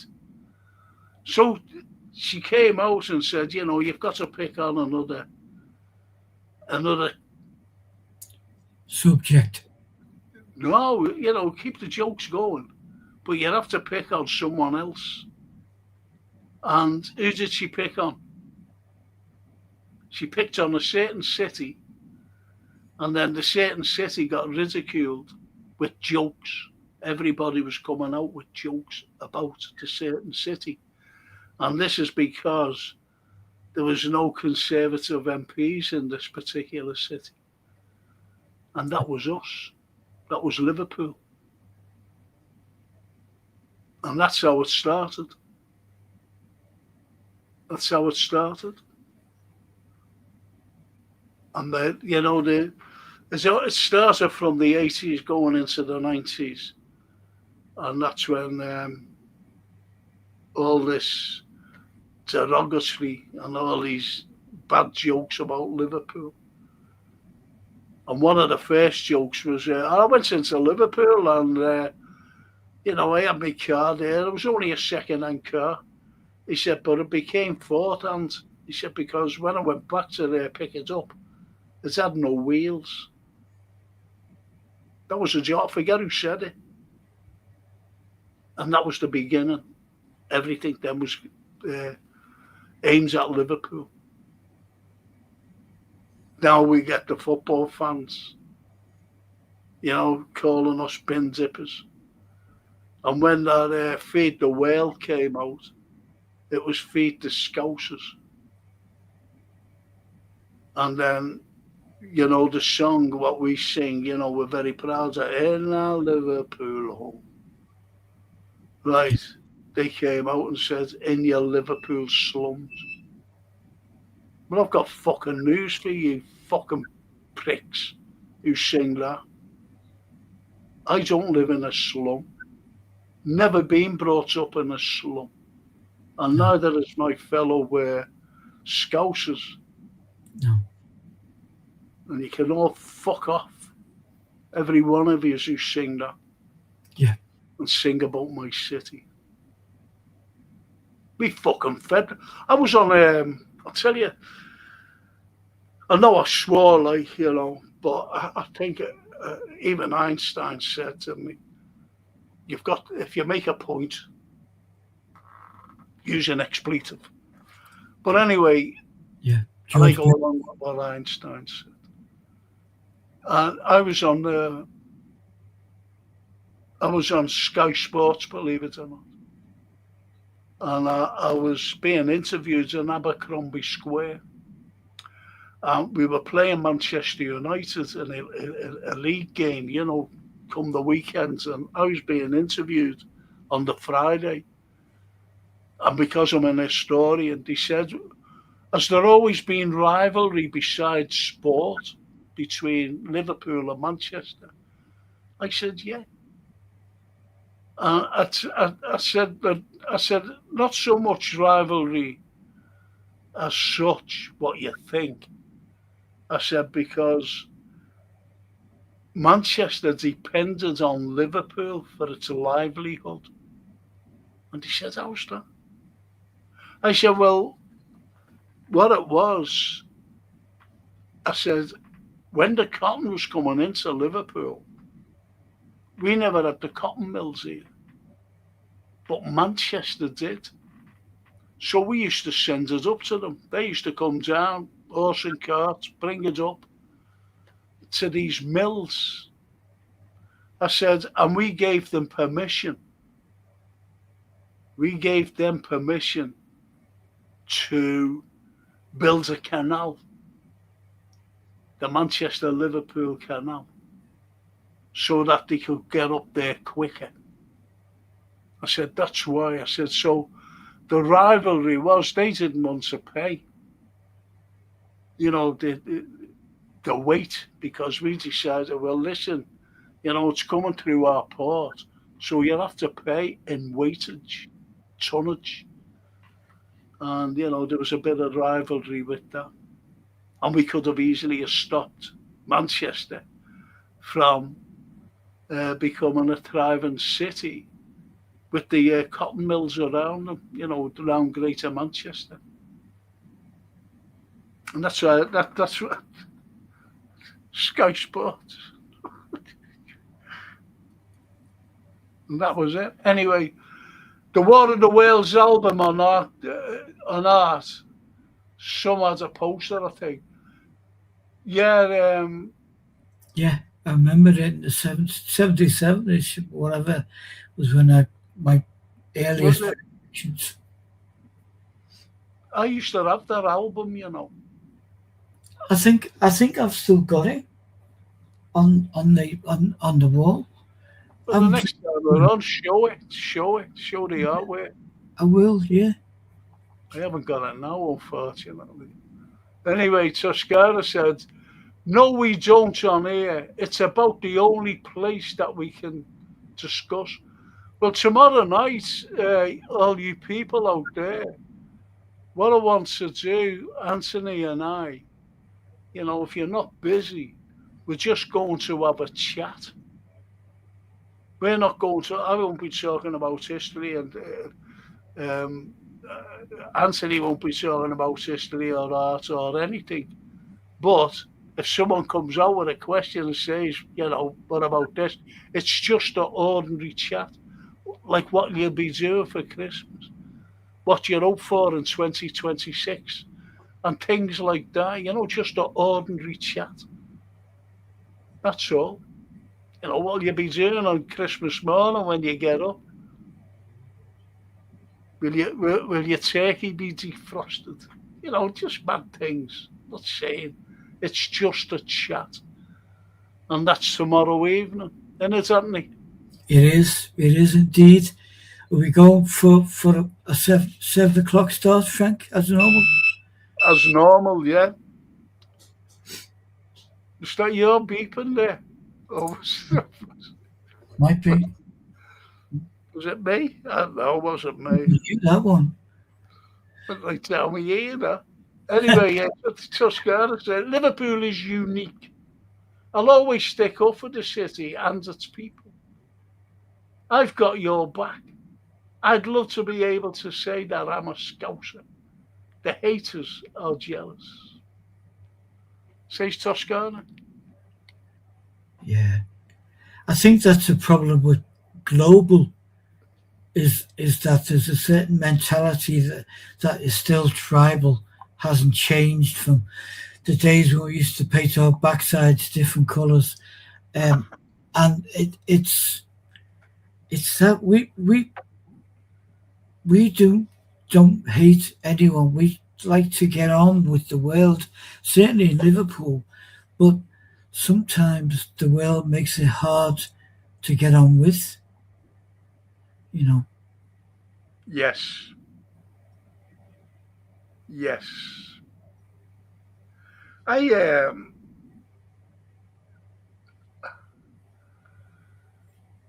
myself personally, you go through life, you look at certain things, you know, I'm a great reader, as you know. I'm a great reader. I've always read, and I do know a little bit about literature. I do know a little bit about philosophy.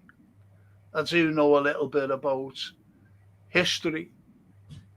And the thing is, when you combine all that, and when you combine, it's just like a society that mocks virtue prepares its own collapse.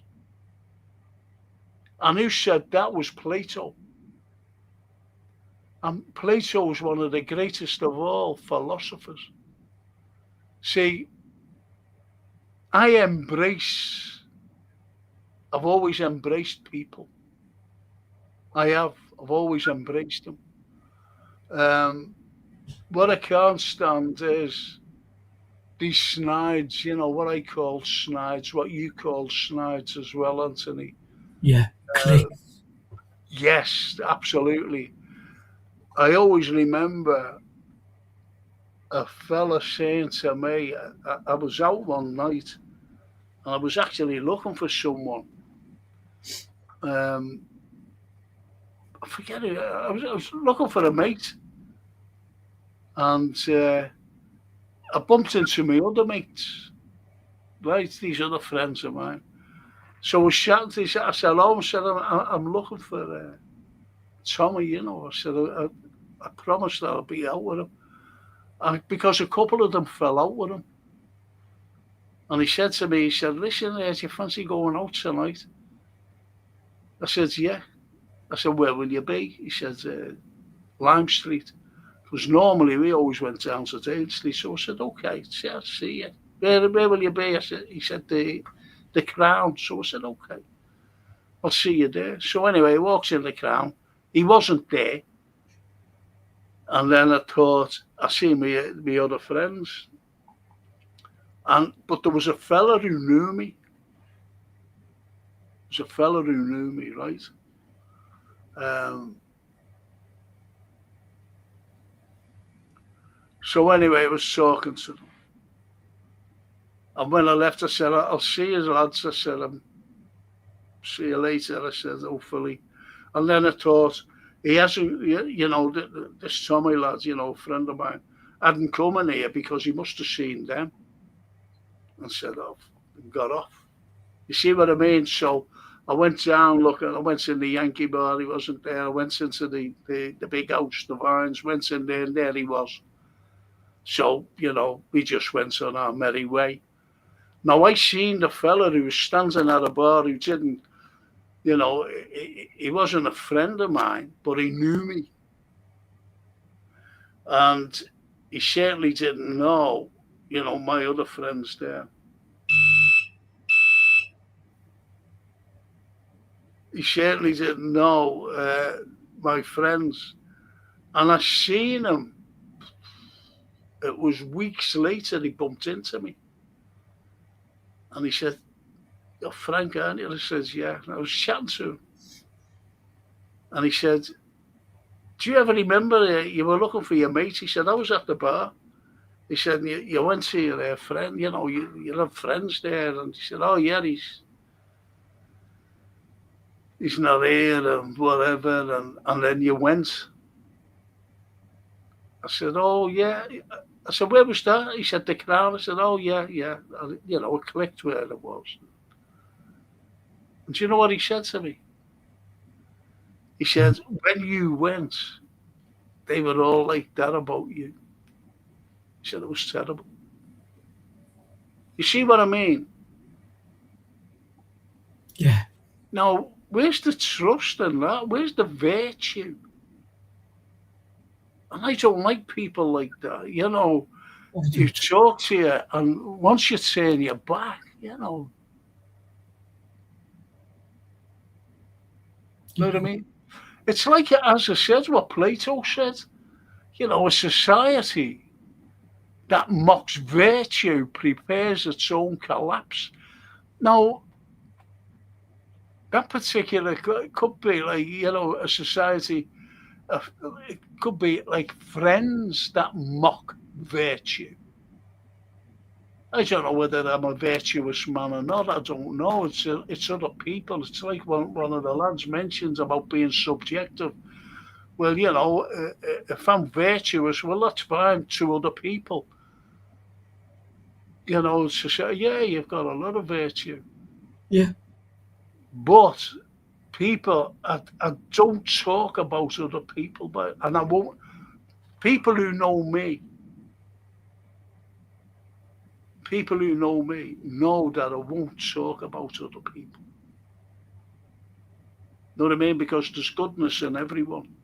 Yeah. That's until that you can see there's no goodness there. To live was, yeah. And Owen Lee says, "Yes, can we have another conspiracy night?" I love them. There's lots of tomorrow. Yeah, there's lots of conspiracies in the world, Owen. And what I mean about lots of conspiracies in the world, you can look at Man on the Moon. I mentioned that before, what other people have said. They couldn't possibly have done it. There's the John F. Kennedy assassination. But you even go back further to other conspiracies. And people don't realise that the two world wars could have easily have been stopped before they began. But guess what? And when I say about the two world wars and who declared war on who to make it happen, was this country, our own country. We declared war on Germany, not once but twice. And people say, "Well, hang on a minute, I said, "Well, okay, do Poland have anything to do with us?" And he said, "No, why?" I said, "Well, we declared war because Germany went into Poland." I said, "Because we appeased them, as they say, we appeased them in 1938, Germans, that is, for going into Czechoslovakia." And he said, "Well, I said, "But," I said, "after the First World War, they split Germany up and they gave Poland a big part of Germany. And they gave they made a thing called Czechoslovakia. These are the Allies. And they gave a big piece of Germany to Czechoslovakia. And what the Germans called them was Sudetenland. And they went in and they said, we're going in, we will one day take our land back. We will take our land back. And this is what's happened. Now, with the Russian war going on today, well, it's not a war really, it's a special military operation. And once this is over, I'll guarantee you that Poland and Romania will take parts of Ukraine, because parts of where a place called Lviv in Ukraine, Lviv, was a part of Poland. And there's another big part that belongs to Romania. And that's what they want to do. They want to go in and take it. Take back. After this war. So, you see, it's everything combined. Everything's combined. And it's the spoils of war, as they say. That's the way it is, anyway. So what did you think of Plato's and a society that mocks virtue prepares its own collapse? Well, after I said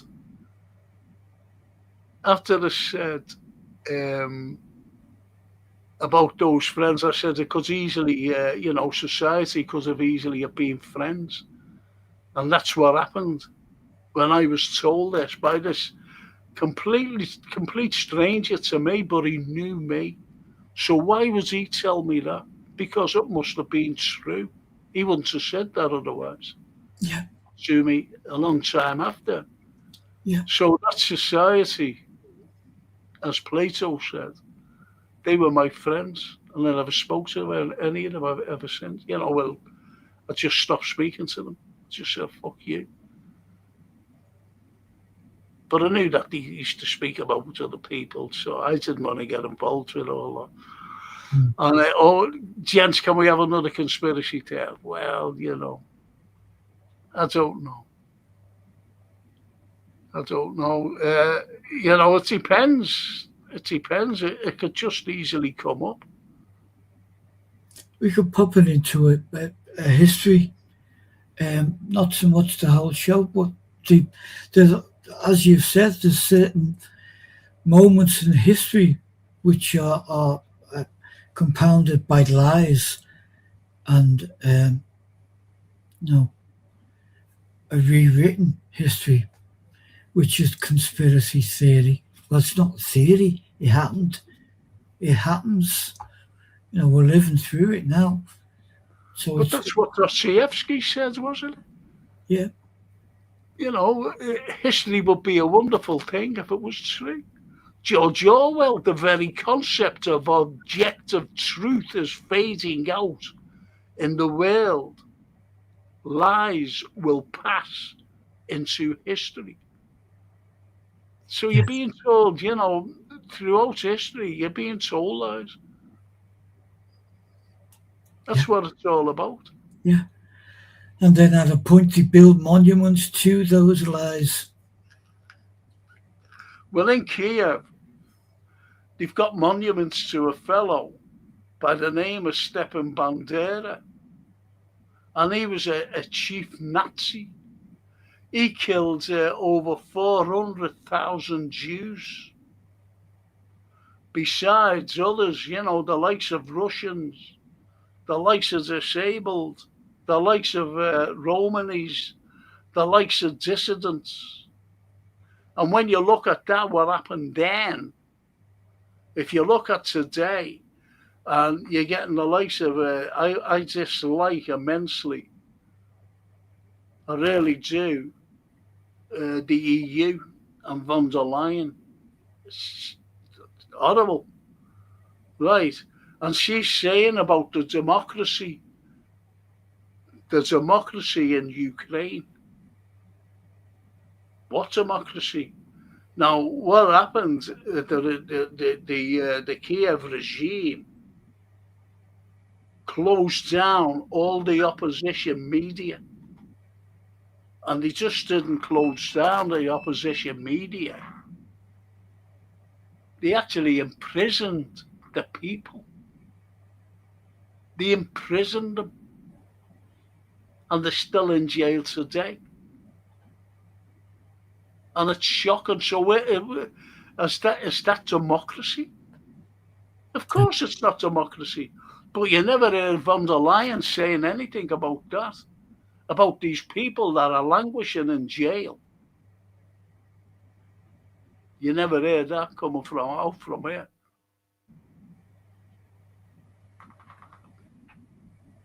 And that's that. So anyway, mister, we've gone over our time.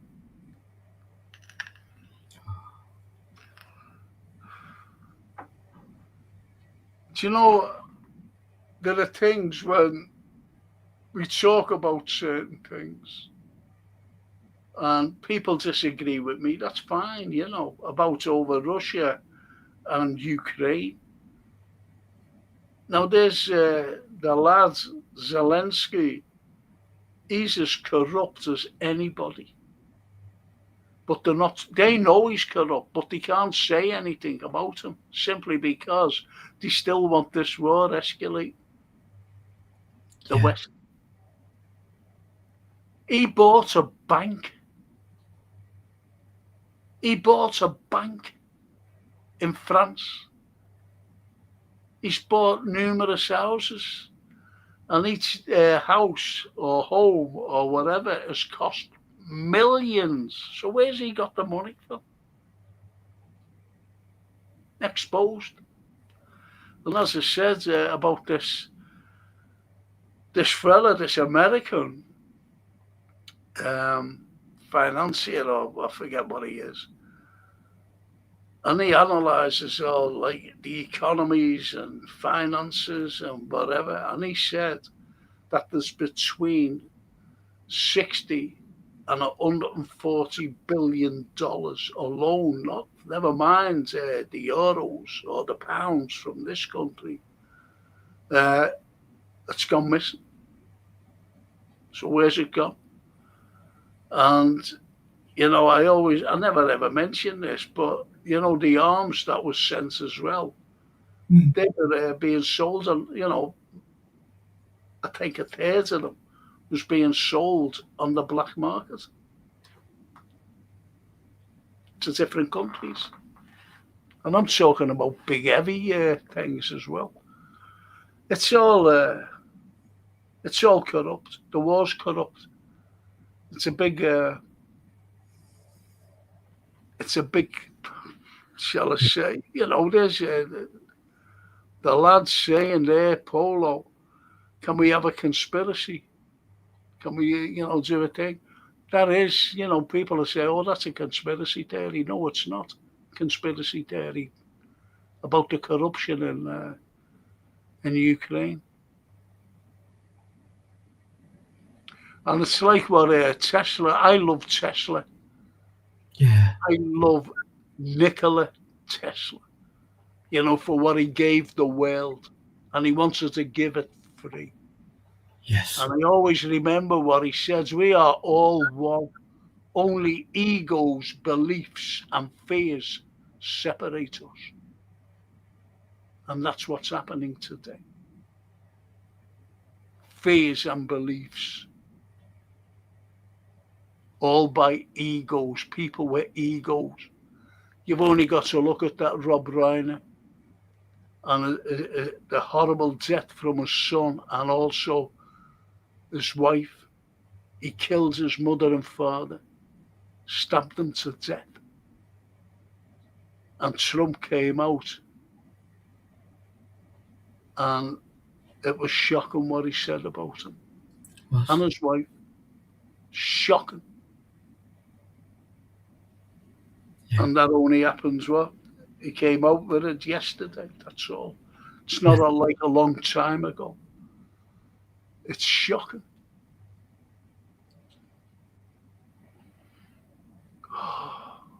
So sorry, you know. There is a lot I want to say, but we'll leave it until Friday, says Steve Mulholland. Do that, Steve. Do that, Steve, my friend. Toscana. It's saying that, she's talking to the Polo here. Was anything hidden by me? I've not hidden anything. Very strange. And Johan, how is Johan? Look? Good evening, Frank, international artist, Mr. Brown. Almost 3 a.m. here. Flight to Calcutta in a few hours, so just popping in to say hello. Some troll called you an Everton fan yesterday. He did. He said you're what was it? Walton Roads Cutter or something. Yeah, Johan. He's flying to Calcutta. Wow. Safe flight, Johan. Yeah, yeah. I hope you can join us tomorrow night, if you're healthy enough. It's And, just, yeah. I hope you're not jet lagged because we're just having a chat. Just, With the chatters, whoever shows up tomorrow night. It'll be good. Yeah. It'll be good, Johan. He's on a flight to Calcutta.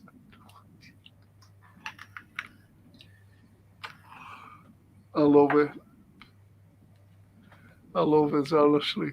But, as I said about Nicholas Seltzer, I think Johan will be, made up with the quote what he came out with. And I loved Tesla, as you know. Yeah. And he said, we are all one. We are, aren't we? No matter how you look at it, we're all in one. We're all one. Only egos, beliefs, and fears separate us. And we're being feared with World War III. Yes. And that's what it's all about. Just love. I really love all our lads,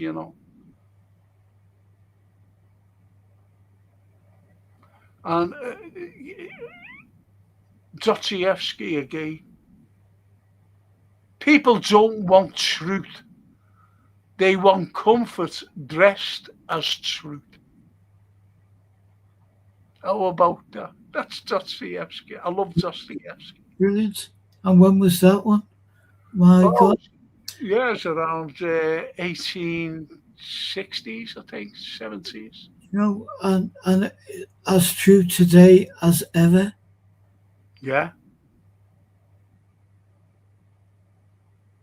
And Franz Kafka as well. You wouldn't expect Kafka to be coming out with all these wonderful quotes. Oh. Yes, reality is too heavy. No, yes, right. Excuse me. My nose is starting to itch. Yes, reality is too heavy. So they rent illusions and call it happiness. This is what we've been saying. And they're deluded. We do say people are deluded. Oh, there's Kafka coming out and saying it. But it's dressed as happiness, It's ridiculous. And Johan says, we'll be there tomorrow evening. We'll get you a few images of the trams. Oh, brilliant. Oh, brilliant. Oh, that's great, that, Johan. Thank you. What a lad he is. And Owen Lee says, thank you, Frank, Anthony, and chat for a great show. Your company is much appreciated. Says Owen. As is yours. Yeah. Absolutely. Everyone's, isn't it? Yeah. And Steve said, I could hear something beeping when you read my message out. No, I don't know what it is. I think it's coming from Anthony. It's not coming from me. Unless I've got a big, loud mouse. It must be that ship has just slipped.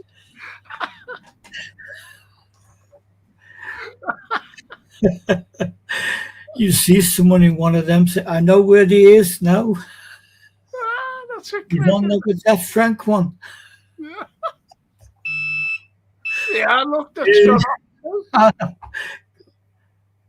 The phone, something in the phone kicking off. Oh, something in the phone. We are watching you. We know what you're saying. It just shows you, doesn't it? No one's safe anymore. But I was told, that, your television, Yeah, the modern televisions, there's something in there that can actually pick you up. they used to say that with computers, laptops, and all sorts of stuff. If you can see into something, someone can see out. And I always couldn't get my head around that. And then one time there was a computer engineer who did what Jason does for yourself sometimes. He says, I'll access your computer from my device, whatever it is. Um, and he said, I see the problem now. And I'm seeing my computer move around. And so if he can do it, well, No, that's what I mean. He does access mine. I've got nothing to eyes, you see, if you know what I mean. I have absolutely nothing to hide. And when as you said, yeah, access, it's only to throw all this on. yeah, I'm as useless as a chocolate fire guards when it comes to IT, all this thing, all this stuff. I used to be when I was lecturing. I used to be the OHP, what you call the OHP, overhead projector. I yeah, used to bring my little screen, yeah, put my screen up, get my projector out, and then just project all the images on a screen and talk about them. yeah. I thought I did a good job with it. Then they said, "Oh, bring a laptop in there." I said, "No." You know, I said, "Where am I going to put the images?" I said, "I'm talking to big audiences." I, I said, I spoke to 350, 350 international architects, 250 Royal College of Art surgeons. I've spoken to those people. I've spoken to 240, 250 lawyers from all around the country. These people, I said, and you're wanting me to bring a laptop?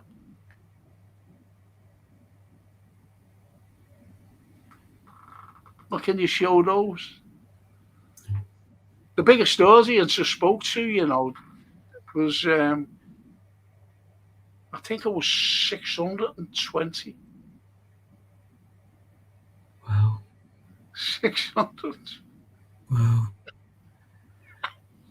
You wouldn't get that many in the big house.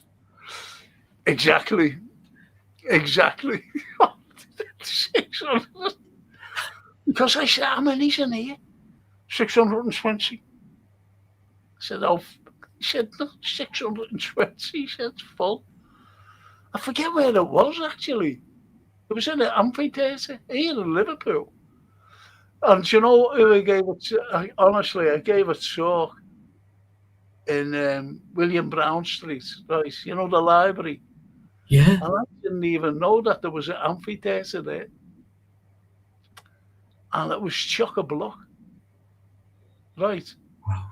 And do you know who was sitting in the audience? And, I didn't even know that he was sitting there. And when we finished, he came up to me and he went, "Are you Frank? How are you?" And he said, "That was very good. Dino."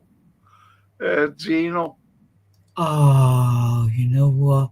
What a lovely guy. Oh, do you know? Oh, We have incredible. met some beauts, Frank.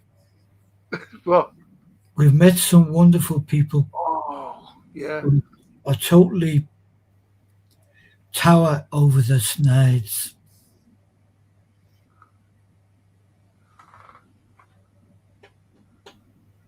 Yeah, look at that. I've actually gotten a warning from the embassy advising me not to travel to Moscow in the summer. It's all because, Johan, this war mongering and war fearing. That's what it is. It's putting the fear of God into people. And that's what it's all about. And if India says that, you've got to take notice because India's intel is very similar to other great intels. So they must know something as well. So does Russia, like. Toscana said, Franco, my friend was over the other evening and she thought you were Robert De Niro. Here you go, Don.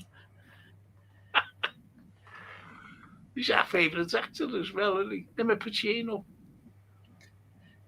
I Oh, love, doesn't he look like, she must have said, oh, doesn't he look like Robert De Niro? that's a high compliment. That's brilliant. I think it's the glasses, because De Niro wears glasses now. He does. But he kind of has a little bit of Scouse accent, but not much. I love De Niro. I think he's Brilliant actor. yeah, and he speaks from the heart.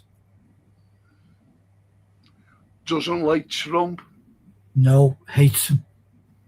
Doesn't like him at all. He even swore, didn't he?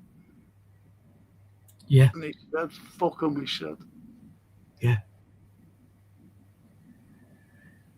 Calls him a clown, bozo, Yeah. and on we go. But we all know who he's talking about. The whole globe. Isn't that incredible? That you don't have to mention a name just to say the guy a clown, he's a bozo, he's a horse's ass, and you know exactly who you're talking about. Well, that's all you've got to say, isn't it? And you do know. Um, oh, but then again, I didn't 100% believe Trump with his campaign, but I said, give him a chance. He could bring peace to the world, and America can actually. They're supposed to be moderating the talks, the peace talks.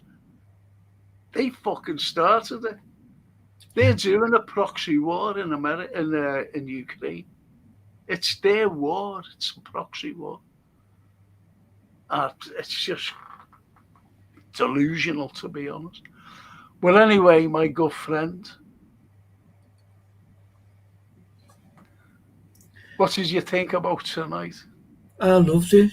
It's great that we got to spend a bit of time with HG.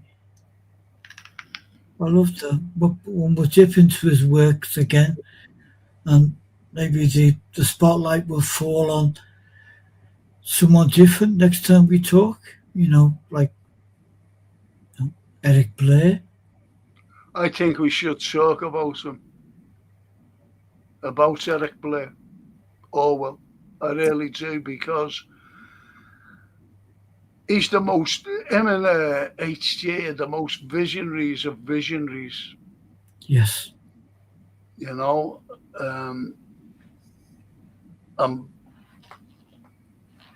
Orwell, what he says and what he wrote about is all coming to fruition today. Yes. It's like that David Icke. Yes. Yeah. See what I mean? You cannot avoid the similarities with that, and No, yeah. no, you can't. You can't. But anyway, tomorrow night is the ordinary chat. What do you think? Yeah, brilliant. Yeah, I'll put me dressing gown, carpet slippers on, and come. Yeah, We'll talk about tuning your violin and Grazie and buonanotte to you both and to the chatters. See you all tomorrow night, says Toscana. Toscana. That's brilliant. See you tomorrow. Thank you. Thank you, Toscana. And Johan says, just about the comment about art and the artist, I despise Stephen King's politics, so do I. So do I. But I can say The Outsider was a brilliant show. Thank you. You're the only one who's looked at it. We need to learn how to distinguish art from personality. Yeah, absolutely. You know, yeah, Yeah, that'll be great. That'll be a good show as well. yeah. Because you've got some massive personalities, the likes of Picasso, Oh, and his whole thing was to wage war on everything that kind of got in his way. So yeah, it's I think some of us. I remember him. He did a face, some face, and it was distorted. And did he say that he deliberately distorted the face because the person was? He said the person was how you looked at him, distorted. He had a distorted mind. Someone in Spain it was, you know. yeah, It was. It could have been really. It could have been Franco, General Franco. It could have been him or somebody else, you know. He said yeah, that's the way that's the way his mind is. yeah. You know, so again, ego. I loved him as an artist, but I'm not a great fan of him as a person. You know, if that makes sense.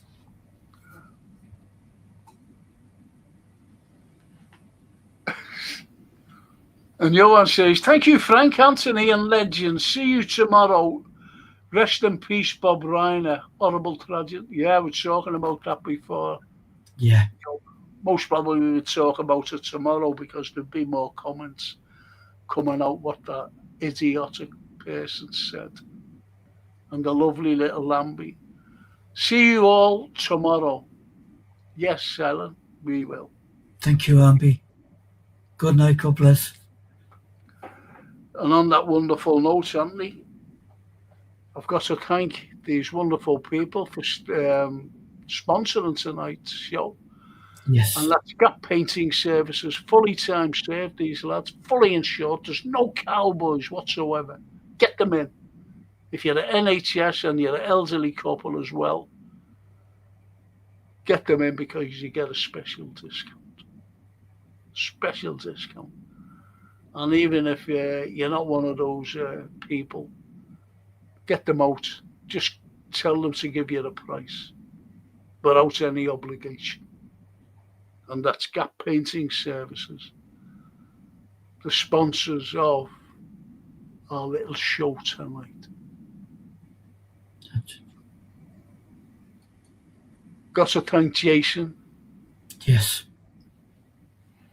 Got to thank him simply because he sets everything up for us, yeah. doesn't he? He does, Mr. Holmes. And when we talk privately, you and I, you know, you call him for everything, but I won't tell him. I'll never tell him that you call him for everything. I'm good, aren't I? Is that a true friend? Won't snitch on you. Won't snitch on you. Ah, yes. Jason is backbeat. He's the John Bonham of our outfit. He is, isn't he? Did I Yeah. thought of that? Yeah. Solid. Yes. Thanks again for the great show. Isn't that wonderful, says the little Lambie. Ambi, Thank thank you, you. Lambie. Thanks for being with us. And most importantly, you do we thank, Anthony. We absolutely thank from the bottom of our heart our wonderful chat family, the beautiful comments and the input, and that we thank you back. Because if we didn't have that input, we'd be running on empty.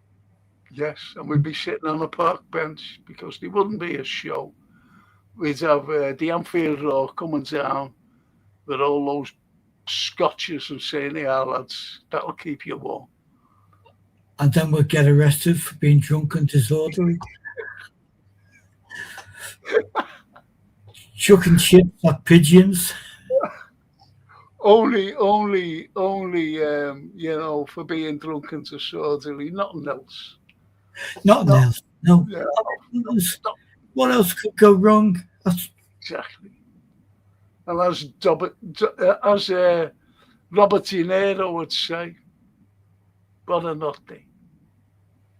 It's only business. It's only business. yeah, As our New Yorkers would say. yeah.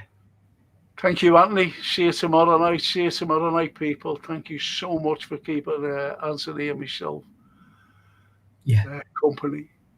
Great absolute, comments, wasn't he? absolute great comments. And, good on Johan, who's on the way for a flight to join us. Yeah. For everyone to join us and take time to put a comment up.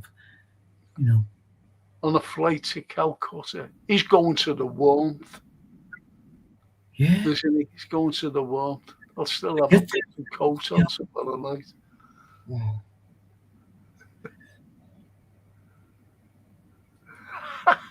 You need to start paying Mrs. Hudson's rent. Yeah, she was that was her home, wasn't it? And she let the rooms out to the great man himself, Sherlock. Thanks very much, people. And from Anthony and myself, hope to see you all tomorrow. Hope to see you tomorrow night, Johan, and everybody else. Thank you so much. Thank you. And as our Italian friends would say, ci vediamo domani. Ciao.